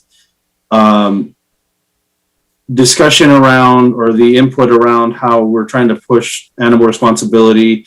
And that first step by the ASCMV is generally to ask the owner to, you know, reevaluate, take a look, identify some of the rescues. And the practices, I think, from what I've been able to understand, is that the ASCMV didn't just make this up. This is a general practice that is done really across the nation for those that are trying to achieve a no-kill status. And you can correct me if I'm wrong or I'm speaking totally incorrectly. So, but on top of the fact that we see the numbers where we're at, I think I support what you're saying, unless there's a real, something we're missing, or at least something that we haven't identified. And I know you said you're meeting with the local groups to understand a little more, but it'd be interesting to see, what it is, or if there's something that I know you'll take the appropriate response there. And then the other thing, if there's something with the city and the county that we need to take a look at, re-explore, I think, as we've been discussing, I think, I think it's definitely worth taking a look at and seeing, how, whether it's to revert back to prior pandemic policy or during the pandemic policy, or looking at what was previously done. I don't know. I mean, I think there's no reason why we shouldn't take a look at it and maybe think outside the box a little bit that we can do, so that way we can hopefully achieve what we need to and reduce the burden that's being placed on the Animal Service Center. So, all right, Clint, if you're still with us, Yeah. continue on. All right. So our returns in 2021 for the month of April were 3 dogs and 2 cats. We looked into the adoption date of these because we want to see if they're coming from a long time ago, like earlier last year, or recent. And all of these are April adoptions, except for one was from March. So they're all very recent. Here's our outcomes. Live release rate, 83.3%. So just a little bit higher than it was in 2020. Reclaimed, and again, the numbers or the percentages is what I like to focus on for that. Reclaims are at 14.8, so about the same as in 2020. And keep in mind the awesome job that our staff is doing, because we have twice as many animals coming in as we did in April 2020. And we still had a higher live release rate, these higher numbers. So we're thankful for them for working so hard on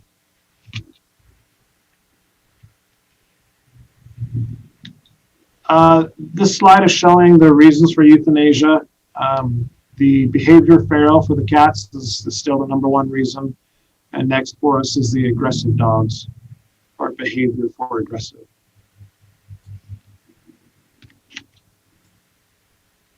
Our visitors for the month of April went higher than it's been. I think this is because people are getting out. We're still doing appointments.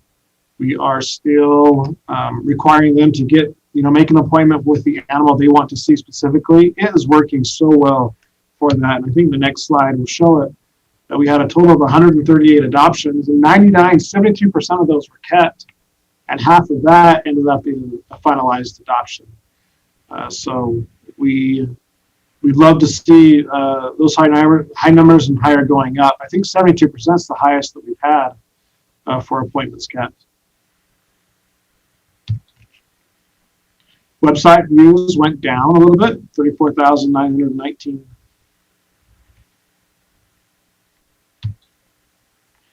Facebook views went down, looks like the lowest that it's ever been since August of 2020. So we're at 2009 for that, which is odd because we've done so much more in April and May. Well, this isn't May, this is April. But we've done so many more more things on Facebook for to be seen, like our jobs and our fun posts, pet of the week, that type of thing. But we'll keep an eye on it.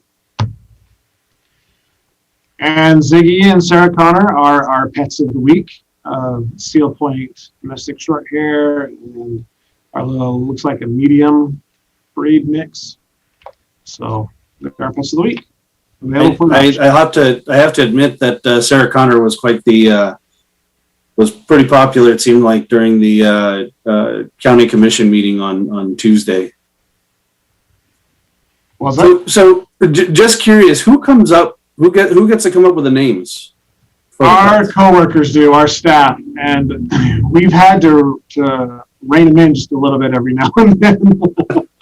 on some of their names, but they get quite adventurous. We've had Sarah Connor, obviously, some Hollywood names going in there. But also we've had herb gardens sprouting up, places with cilantro and basil and all these other fun names, and mountain ranges and everything you can think of. Well, like I said, it provides, it's always fun to see some of the names that they come up with whenever we have when we're highlighting the pets of the week. So thank you to the staff for their creativity. Councilor Flores, your hand is up. Did you have a question? Okay. I'm so sorry. No, thank you. All right. I know we had a good, healthy discussion here during Clint's presentation, but wanted to find out if there was any other questions for Clint before we move on. All right. I think I'll take silence and no hands up as a good thing, so we'll move on. Thank you, Clint. All right. We're on to committee reports. Finance Committee. Mr. Enriquez, are you there? Yes, sir. Good morning, Chair and board members, staff. Eric Enriquez, Assistant City Manager, City of Las Cruces. We did have a Finance Committee meeting on May 20th. It went well. The Animal Service Center appears to be doing good financially and in good standings. And at this time, Joshua Saffield from Finance will be providing that finance report. Thanks, Josh.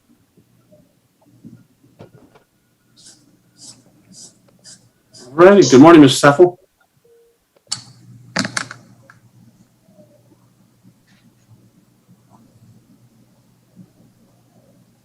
Yes, good morning, Mr. Chair, members of the board. My name is Josh Saffel, and on behalf of the Finance Department of the City of Las Cruces, I would like to present the unaudited financials as of April 30th, 2021.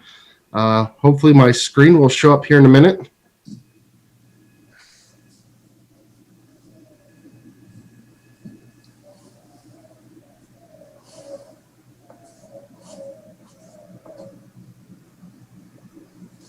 There we go. Hopefully everyone can see it. Yes, sir. We can see it. Thank you. All right. So starting off, we have our statement of net position. In the general fund, we're showing total cash of $937,347, receivables of $5,015, giving us total assets of $942,362. We had liabilities of $64,301, an amount of revenue collected in advance of $55,501, which left us an unassigned fund balance of $822,506 in the general fund. Looking at the capital projects fund, we had cash of $29,798 and a restricted fund balance in the same amount of $29,798. We also had capital assets net of their accumulated depreciation of $188,797 and an equal unassigned fund balance of $188,797. Looking now at our change in net position in all funds, total revenues for the period were $2,767,886. Total expenditures were $2,117,074, which left us a positive net change to our fund balance of $650,812. The capital projects fund had no revenue, but did have total expenditures year to date of $1,767. Our capital asset fund, of course, does not have revenue, but we did recognize depreciation expense on the capital equipment of $35,192. Looking at our budget to actual for our change in net position, the total revenue of $2,767,000 is 83.2% of budget. For expenditures, the $2,117,000 is 62.8% of budget. So our budget parameter for this period is 83.33%. So our total revenues did drop below the percentage by 0.1%, and our expenditures are still well under that at 62.8% in total. Looking at the graph of our monthly expenditures, we see what looks like probably for the second time this year, the monthly expenditures actually exceeded the monthly revenue, which is basically on trend. As a percent of total expenditures, of course, our total expenditures were the $2,117,074. 73% of that was personnel expenses. 15% was in services, 6% in supplies, and then 2% in repairs and maintenance and insurance, 1% in capital, and then 1% was made up by other expenses. I see that, yes. Would you explain what does services comprise? Services is basically made up of any kind of professional service. So anything that comes in that would require a service. Also, I believe things such as telephone usage, things like that make up the services.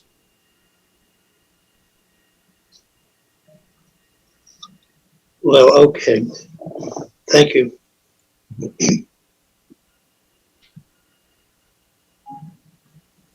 And that will conclude the presentation unless there are any other questions.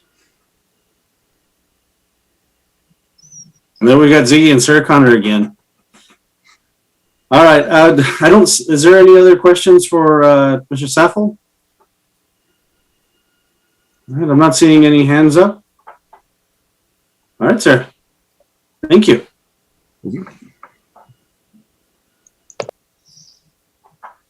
Okay. We will move on to the executive committee update, which myself, Vice Chair Bitistuvi, and Mr. Thacker were in attendance for. We held it on May 12th. Really, it wasn't a long meeting. The big item that we discussed was our action item that we have here for that we'll have for consideration here in a little bit, but the $150,000 grant that was awarded to the ASCMV that's going to be providing some additional equipment that'll be for the service or for the Animal Service Center. I think it'll be exciting.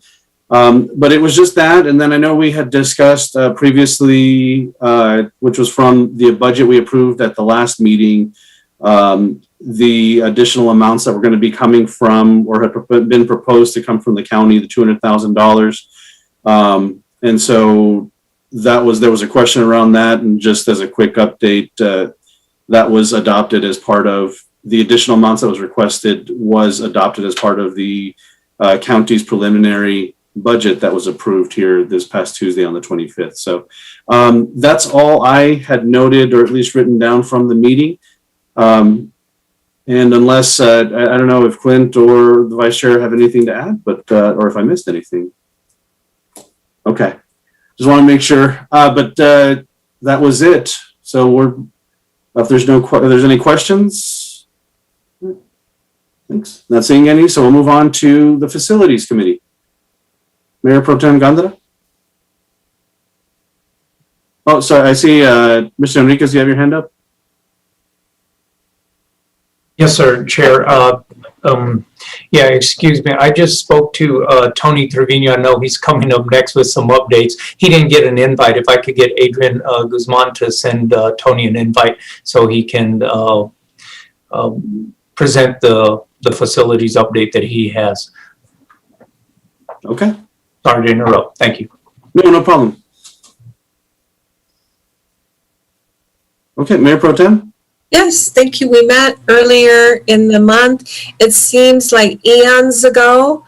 And I was frantically looking for my notebook that I wrote all the notes in. And I'm so glad that Clint is on the line, because usually when we do meet, we update on everything happening in the center, all the, the important issues that have been concerns in the past. I do want to say that we've had some issues with facilities. You know, a leak, if I remember correctly, a leak that and Clint can go into greater detail, and I hope that he has some updates today, because I've seen some emails to our facilities. Eric, that you're now on the line here. I'd like for it to be addressed. We're having some issues with that, and kind of, okay, what's going to happen? How much is it going to cost? I asked Clint to write a very specific email that I did see related to that. If we don't take care of that, it'll cause a larger issue. I also think that, you know, in terms of who's going to pay for it kind of thing, it's a significant amount, but I told Clint we need to act on that and really encourage, you know, facilities to either make a decision, get out there quickly, and determine what the next steps are for that. We have our ribbon cutting, virtual ribbon cutting event today at 2. Very excited about that. And I don't know if Tony is on the line yet. I don't see him yet, so that he can give us an update. But Clint, will you sort of help us explain a little further about where we're at today related to some of those issues? All right, thank you. Bernice, I know you're listening. Can you please reach out to Tony and find out if, oh, Tony's here. He just raised his hand.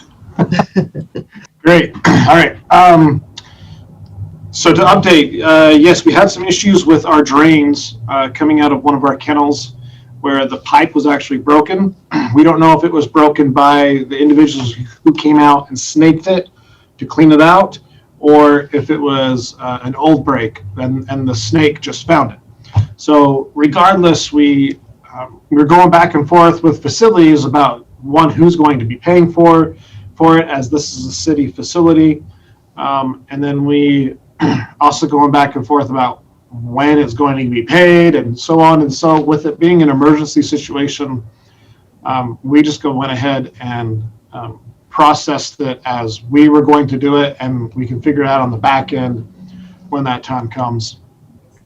It was fixed. They had to dig down fairly deep to the P-trap down in the ground, and we got it all completed, and we're running well.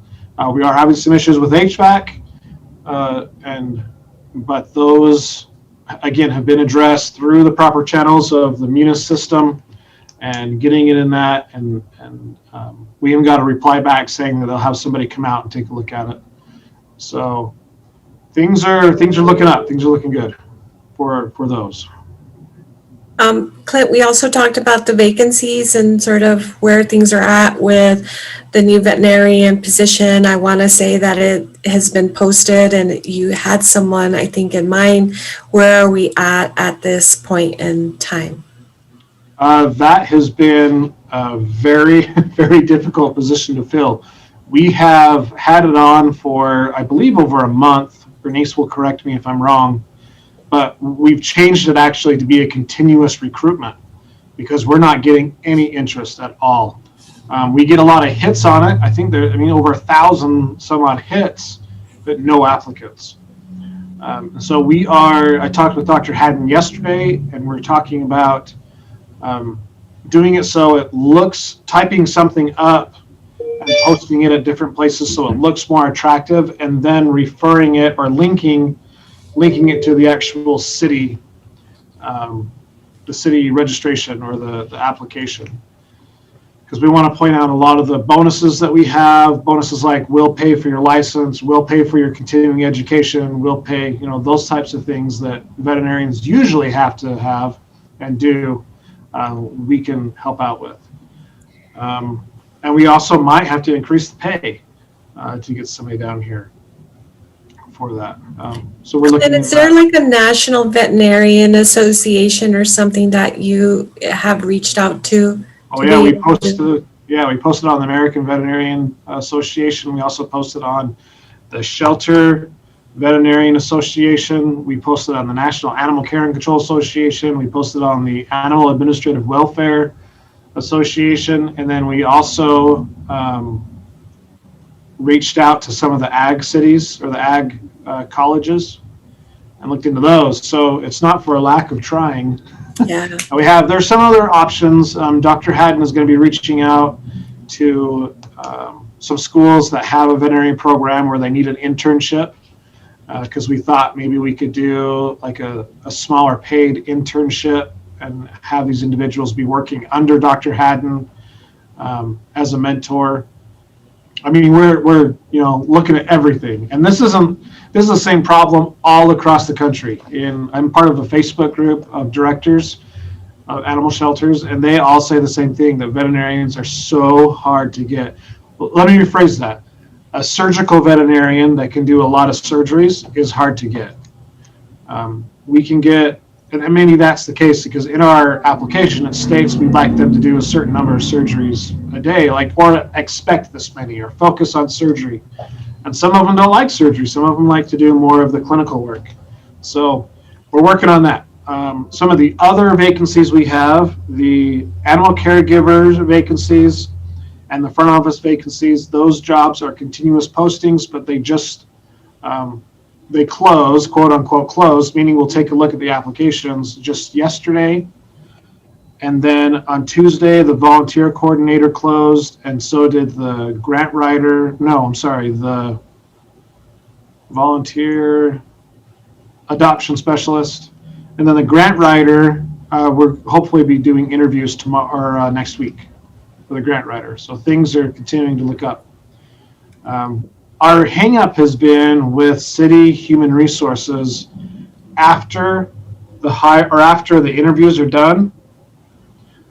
Is when we start to lose people, because the communication seems to break down in that time where people need to do drug testing, they need to do paperwork. For some reason it falls through the crack and people aren't being contacted. We lost 3 people in our last recruitment period for the volunteer coordinator position and also the adoption specialist position. So they went out and got other jobs because it was just taking too long.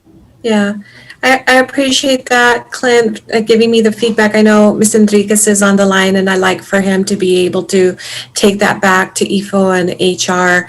I think each individual counselor will have those conversations with the person that we're responsible for which is our city manager, EFO Peely, and I have my individual meeting with him, and I'll make sure that I bring that up.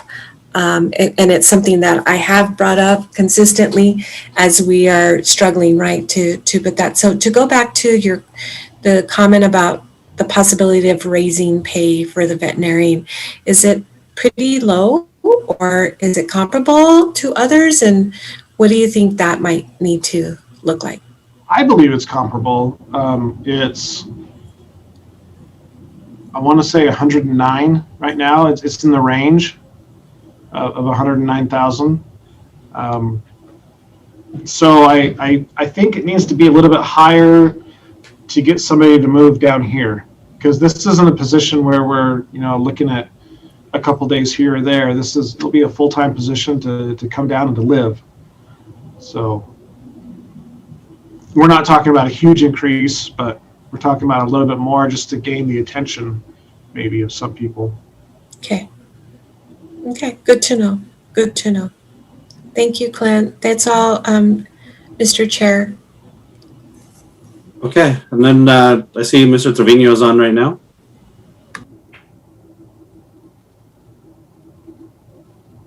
Yes, sir. Thank you, Board Member Sanchez. Am I ready to present the Animal Service Center Mesilla Valley construction update? Please. Great. Let me share my screen.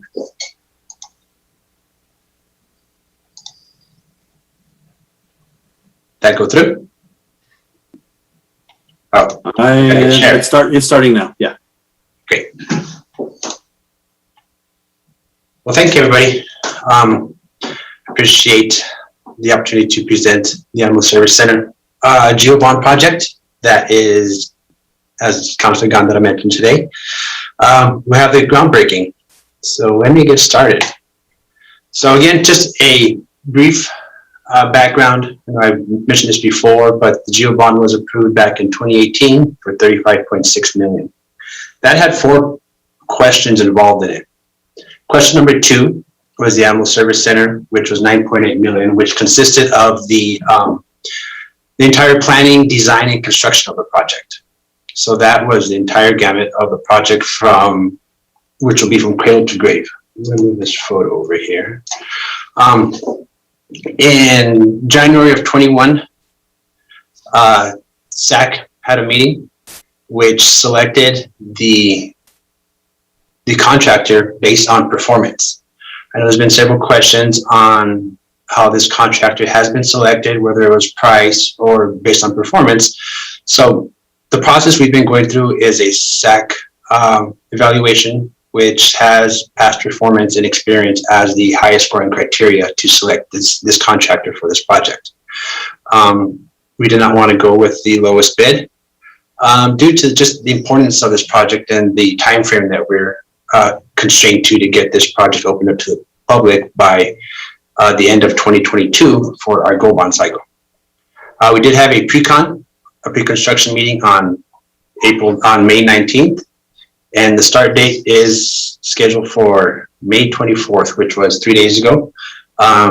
They're starting out there to mobilize and do some prep work, as well as we've had a meeting yesterday on the field with El Paso Electric to relocate some of those overhead lines that traverse this site in an east-west direction to kind of follow around the property lines on the east side and the north side to allow for construction of this site.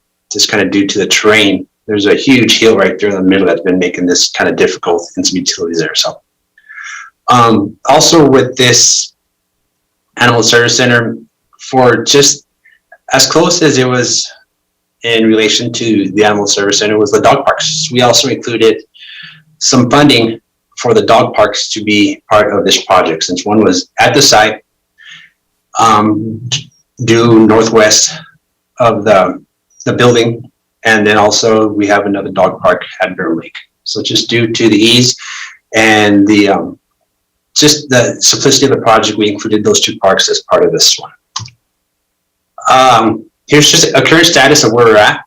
And this is similar to what we share with City Council when we do our quarterly updates. As we are on schedule, we had the negotiation with El Paso Electric and construction starting in mid-May. So as you can see, we're on schedule, and this is the construction timeline ending in July of 2022 is a conservative estimate put on by the City of Las Cruces, us, and ECM. However, talking with the contractor, they think it can be done a lot sooner. However, we have our buffer and our safety net to show that this still can be done and will be done before the end of 2022. The construction cost here below is 7.743 or 7,743,778. In addition, with other fees, miscellaneous costs, FF&E, and that is where the $9.8 million was originally budgeted for this project. Like I had mentioned before, due to our current situation, we've been just seeing a huge increase in material and labor on all these projects. So this is one of the slides that I shared the last board meeting, but just wanted to kind of share this again so everybody's aware of what the cost is and some of the substitutions. And I do want to give a lot of praise and credit to Shadevi, who is our city architect, for working with the contractor to get this project within budget, as well as Clint. He was very open to some of these changes and everything to get this project going and not being delayed anymore. So just here, some of the residence floor to be a sealed concrete instead, aluminum base boards to be rubber base boards, some lighting fixtures and cabinets, and the CMU, which is cinder block walls, and we're going to switch those over to some metal studs. Some other items there that were kind of deleted was the SMT cleaning system, which I know Clint was really bummed out to see this leaving, but we are working on hopefully some other funding to get most of these deletions back in the project. some of the metal soffit for the dog pods, the raised planter. This lowered main building height by 6 feet to match the west wing. I'll show you a kind of an elevation view here shortly to kind of what this was. I know there's been some questions. Is this the main lobby area that was lowered, or what part of this? So I'll be able to show a rendering here soon so everybody's aware of that. The laundry and linen shelving, and then the reduction of the sally port to just one sally port entrance, not two, and the dog kennels and cages. And again, I also want to reiterate, we are looking at other options to get all these items back into the project so we can have a complete full project and make Mr. Clint Thacker happy. So with all of that value engineering we've been doing, again, it was 1.178 million in reduction. Some of the budget was transferred from materials testing, additional surveys. And so some of the stuff, that original spreadsheet that I shared of those additional fees, we were able to pull some of those funding monies together to get this project going. So here's an elevation view. You can see here that middle kind of entryway is still elevated to add that perspective of the high-end lobby area. And just kind of on the right side where it says Animal Service Center from Mesilla Valley, kind of blurry, but it's a rendering. That block right there and the block to the very far right was two different levels in elevation. Per the value engineering, that is just all one level now. So that created some cost reductions in the structural aspect of the building, a lot of the structural. But other than that, the whole front facade is the same. And then you can see on the very far right, we only have one sally port bay. This is similar to what you've seen before. The floor plan hasn't changed, but on the very bottom far right, you can see only one sally port, not the two. So this is the same. That has not changed in any of the areas. And the site plan again, just kind of show its relation to the dog park in the back. You can see on the top left-hand corner is where the dog park's going. And the sally port, where that second half of the sally port was removed, we're adding some parking there in the meantime. However, there is still room to add that second bay in the future, as we're just using it as parking for now. And the access is still there. So that is the new revised site plan based on the value engineering. So the dog parks, here's where we had to do some adjustments also based on just the material and the cost of construction for this area. So as you can see, the original budget was $800,000. Based on the final budget and the value engineering, we had to increase the construction cost to $887,650. And below those are the fees, the contingencies that we have in place with this project also. How we got that additional 800 or additional 87,000 was, this was part of the overall question for the parks and sports course improvements, which was a different question from the Animal Service Center. But that question we had some contingency money left over from our ongoing projects with sports courts improvements. So we're able to move some money over within the same question to add it to the dog parks to proceed with construction. And on top is the schedule where we're at. It's the same schedule as we have with the Animal Service Center facility. So the schedule will be the same for both dog parks and the facility. It's just similar to what I provided for the facility. This is the value engineering kind of results and what took place for the parks. So there's a redesign in the irrigation system. Just that was more based on the material for piping that we're going to be using. We did delete the public restroom at the Rinconado Park. I know there's been some questions on this. This wasn't part of the initial scope, question, amenities that had to be installed there. However, we did have some public meetings, and the public restroom was highly sought after by the public. So we designed it, we made an effort, and that was the original intent, to place a public restroom at Rinconado Park. Unfortunately, costs coming up, we had to remove it. However, similar to like the Animal Service Center, we are looking for funding to get this placed back into the project. So all the infrastructure, the utilities and piping will be installed with this project. And once we get funding for the actual facility, that can be put in there.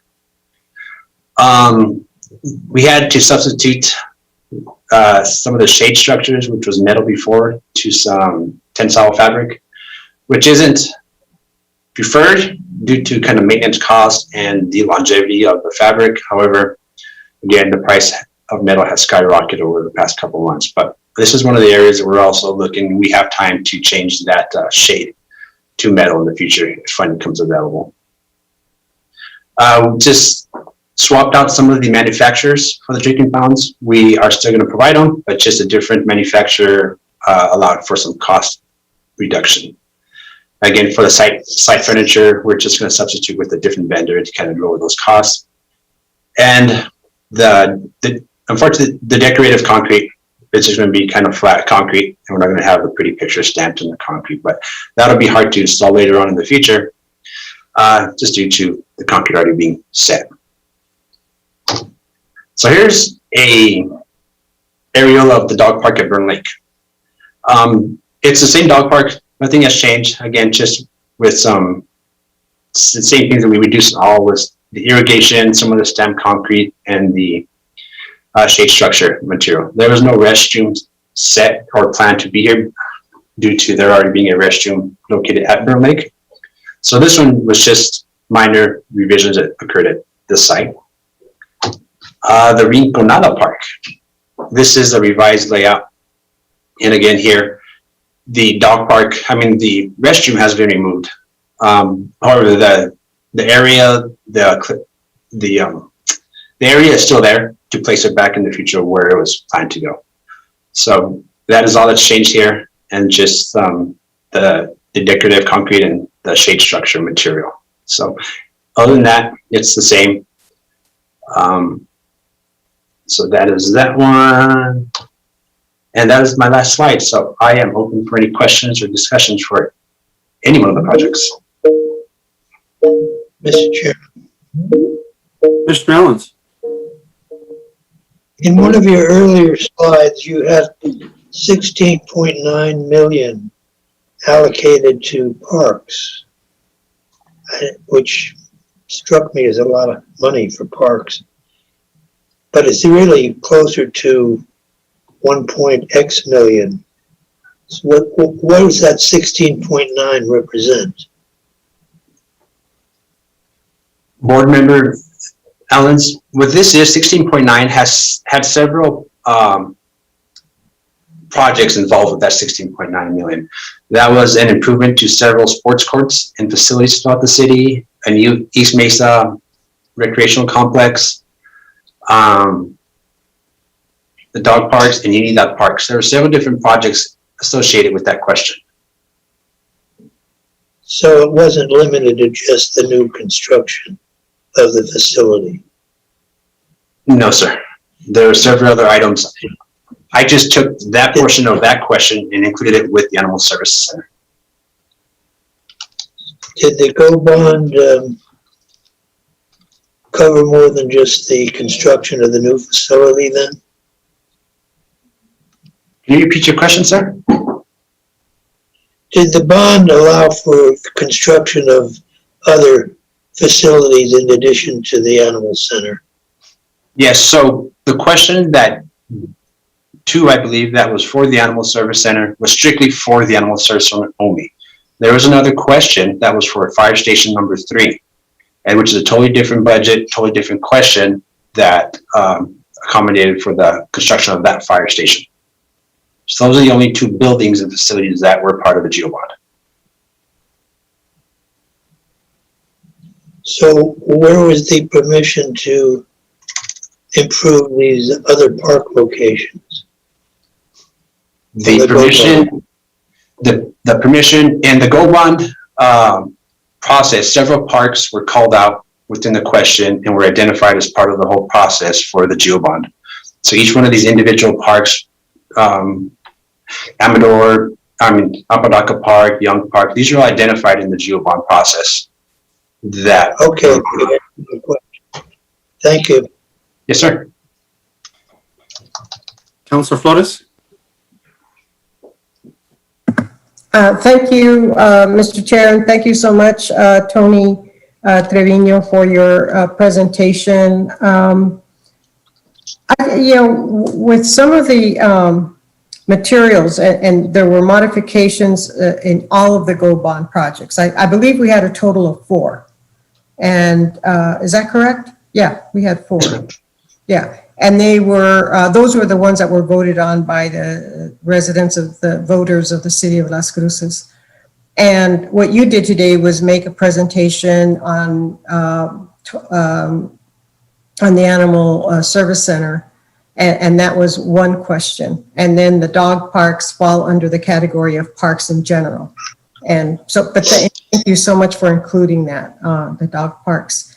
But as far as, some of the things that had to be like the shade structure at one of the dog parks, I believe it was, or it doesn't really, it went from being a metal to being a certain cloth. That one in particular, Tony, was that the dog park at Hermosa or Rinconada, or is there, anyway, you mentioned a shade structure of sorts. And instead of being metal because of the rise in costs, it was substituted for some sort of a cloth or other material that is less expensive. Is there any way that we can go back and at a later time and modify the materials, change those materials as originally planned? Or is that not possible because it's Go Bond money, or is it possible to take that out of another budget?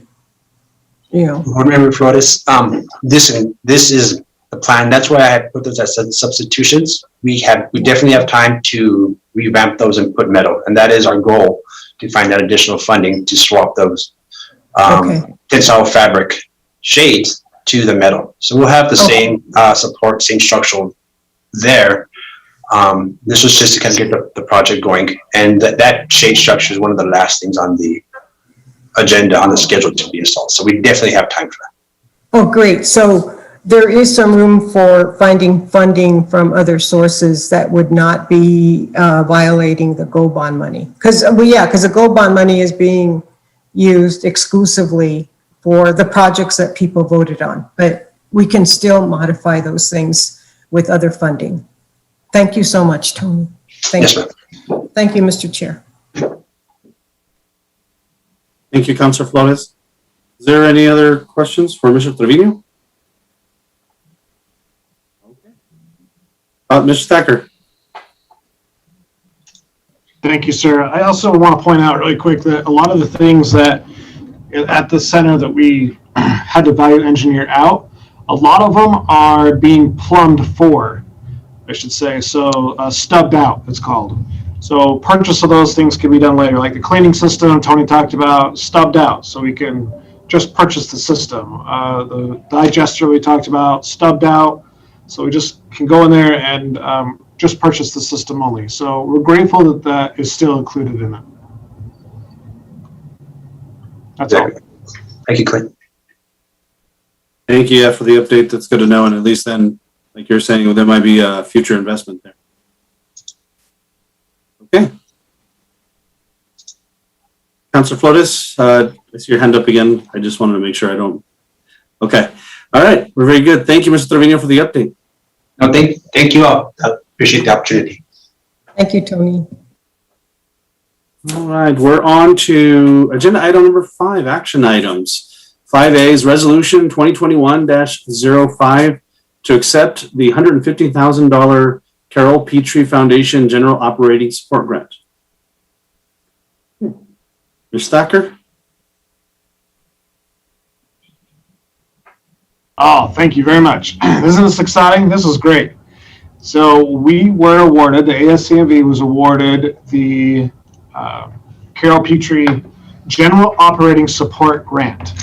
It's for $150,000, one of the largest grants that we've ever received. We are so grateful to be working with the Carol Petrie Foundation. They do amazing work. They helped us out last year and again this year.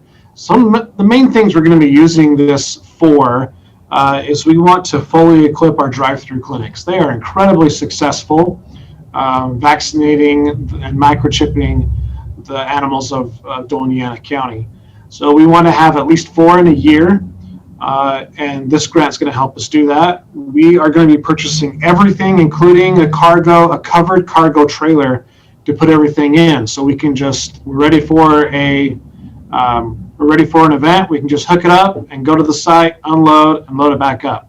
We're talking everything: generators, awnings, cooling fans, battery packs, everything we need for an event like this, including the vaccines, syringes, microchips. So with this grant, we might even be looking at doing some low-cost vaccine amounts too, which will get more people out there, and that's very encouraging. We are also looking at purchasing a digital x-ray machine and also a table. A lot of people don't know, but they're sold differently or separately, a digital x-ray machine and the x-ray table. So we are excited for that addition. We are working with a company called IDEX.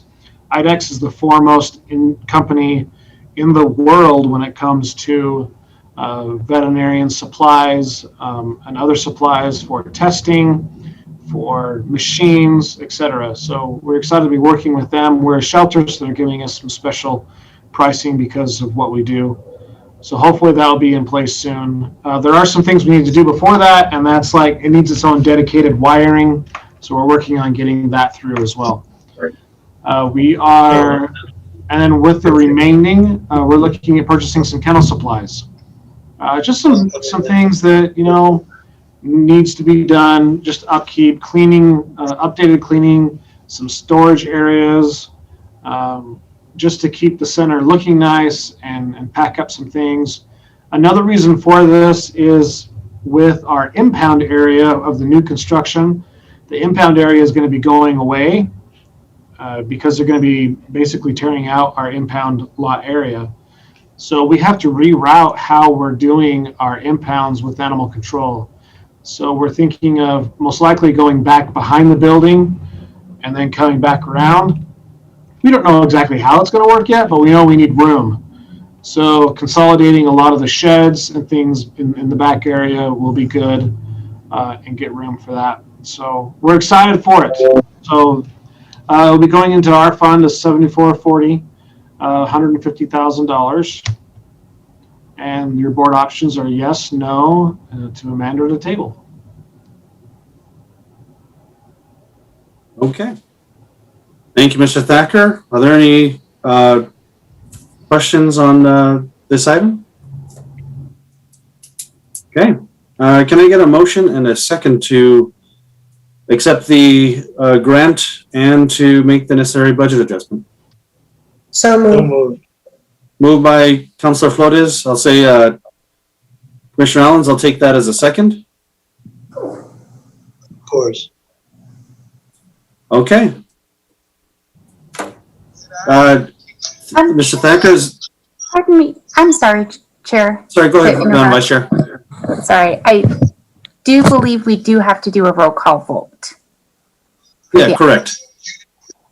I just wanted to make sure I had the motion in a second first, and then I was going to ask Mr. Thacker, did you receive any public input on this item?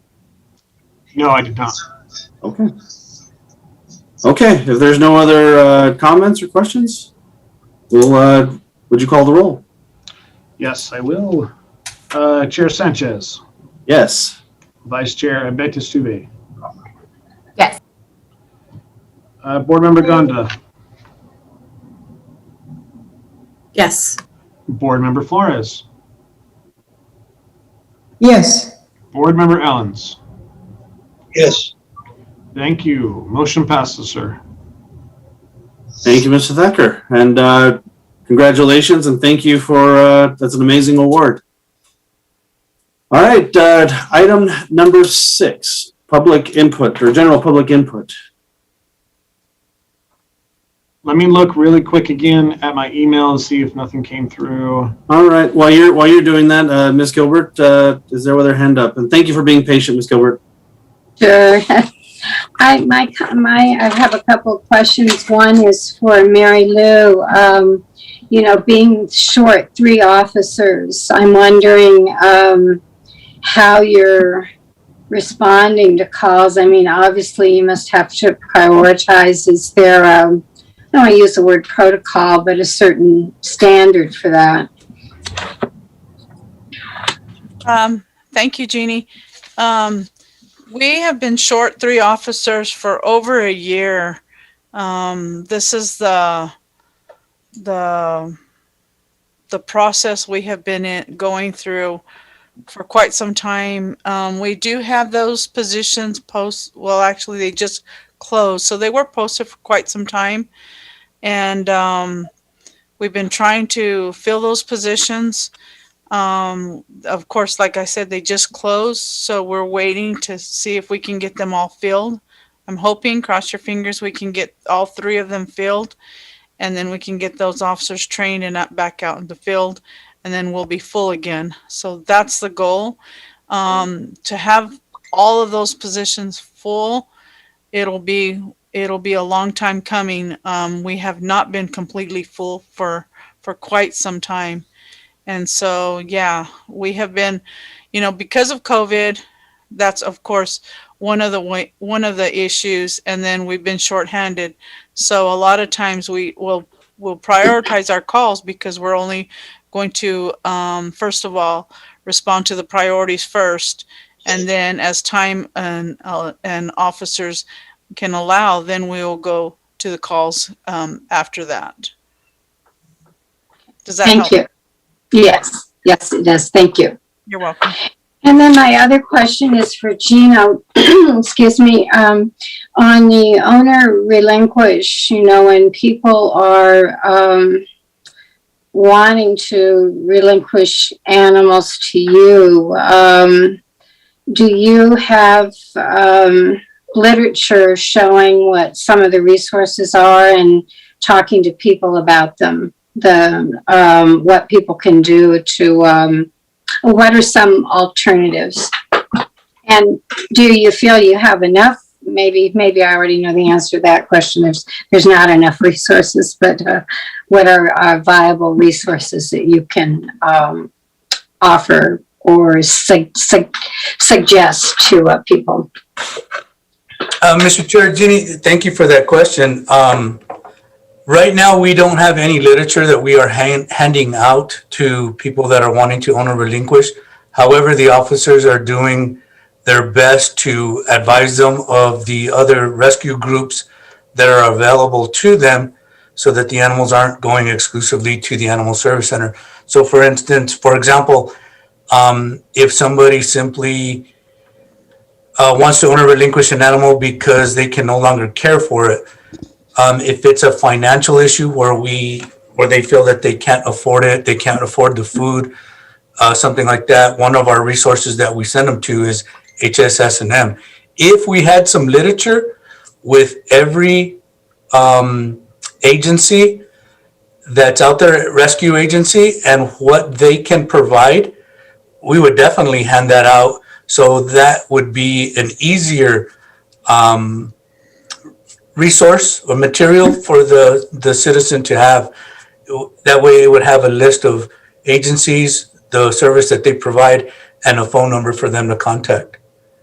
So okay. Absolutely, I would appreciate any kind of well, we'll talk to the coalition about that and see. I know we've been working on a volunteer guide, and which is a listing of all the local animal groups and what their services are. And I think that would be helpful. Sure. And right now, and when you say agencies, Gino, I'm referring more to as groups and rescues. But are you thinking of are you using that term kind of loosely, agencies, or are there some others that I'm not thinking of that could be included? No, and thank you for correcting me. I should have said groups. That's what I was referring to. Okay, thank you.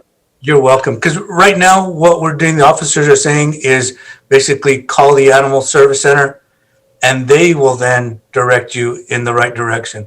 But with some sort of literature, we could hand it out right then, and while we're having contact with that citizen. Okay, thank you. You're welcome. Thank you, Ms. Gilbert. Clinton, was there any other public input that you received via email? No, sir. Okay. All right, we're on to chair and board comments. Any comments from the board? Mr. Chairman, Commissioner Ellens?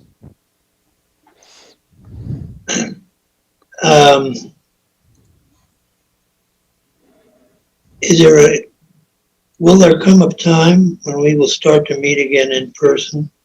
I know that the South Central Regional Transit is considering doing that. This is a very clumsy way to proceed, and as you can tell, we lost one of our participants earlier today, and that's not an unusual thing. How does the board feel about that? We meet as a county commission in person, but we have throughout the epidemic. We're properly spaced, all wore masks, and frankly, there's enough room in the city hall chambers to properly space one another, even at a time when we don't need the masks anymore. All right, Vice Chair Batha-Stuvia. Thank you. Commissioner Ellens, there is work being done right now on the dais with lighting.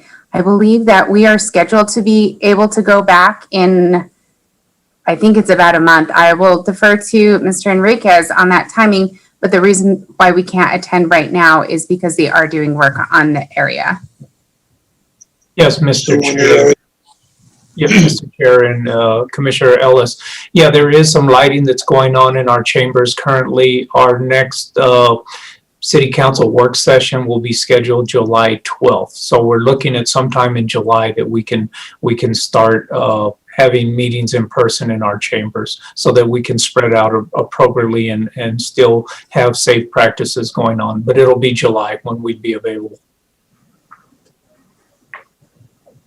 Well, what is the board's consensus, if any? Well, I don't, And, go ahead, Councilor Flores. thank you, Mr. Chair. Commissioner Ellens, I don't think that the board can decide at this point that we can meet at City Hall. As Mr. Enriquez pointed out, the target date is July 12th, but I just heard yesterday or the day before that the work that's being done, there's been some delays. So hopefully it will be July 12th. That was the targeted date to start meeting openly. It isn't a COVID issue. It's just a question of unavailability. And I think that we will be keeping our meetings at City Hall at this point. That's that last comment is just a comment on my personal comment. Preference. Sorry about that, Councilor Flores. Vice Chair, did you still want to add? I see your hand still up. Oh, yes, thank you. This is something perhaps Commissioner Sanchez, we can put on our executive committee to make sure that we as an action item for the future to be able to return, recognizing health and safety for individuals and if there's any concerns brought up by board members. And then I would just ask, please recognize as well, there are still certain demographics of people that cannot get their shot yet. And we, some of us do have at-risk individuals in their household. So please, I just say informed consent, and please, I'm hoping that everybody is just very honest with that as we start to transition back in. Thank you.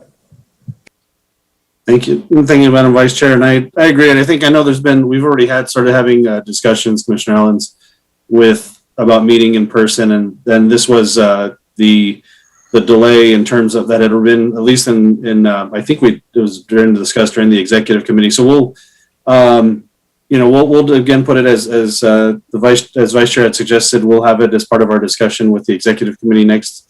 But based off of the timing for the city council chambers, I guess right now we'll be targeting our July meeting to be back in person, but the June meeting, I guess, will be here via Zoom, the Zoom venue. So, but I think, we can have a little more discussion again. And maybe that's just an agenda item we can put for June, just to make sure everybody's on the same page, at least understands, what the protocol will be when we do meet in person in July. Is there any other comments from our board members? Yeah, I have a question, Clint. With the ceremony this afternoon, where do we park? Wherever you can find. It's the best I can tell you. We're going to have employees kind of squish up where they're parking, but yeah, parking is going to be at a premium. So if you want to come a little bit early, I would suggest that. How long do you suggest this is going to last? Depends on how long Chair Sanchez talks. That'll be a couple hours. I'm expecting half hour, 45 minutes, something like that. I've never done a groundbreaking before, so we'll see. Okay. Depending on what the mercury reading is, I might go a little faster than than that. So, all right. Well, very good. We are now at adjournment. Can I get a motion to adjourn? I hear Madam Vice Chair had a motion. I heard Commissioner Ellens. I'll take that as a second. So can I get a roll call, Clint? Can I just do it all in favor, or does it need to be a individual roll call? I think it's an individual roll call. Okay. Chair Sanchez? Yes. Vice Chair Abetustuve? Yes. Board Member Gonda? Yes. Board Member Flores? Yes. Board Member Ellens? Yes. Looks like we All are. right. It is 11:28 a.m. We are adjourned. Thank you all for attending, and all have a safe Memorial Day weekend, everybody. Thank you. You too. You as well.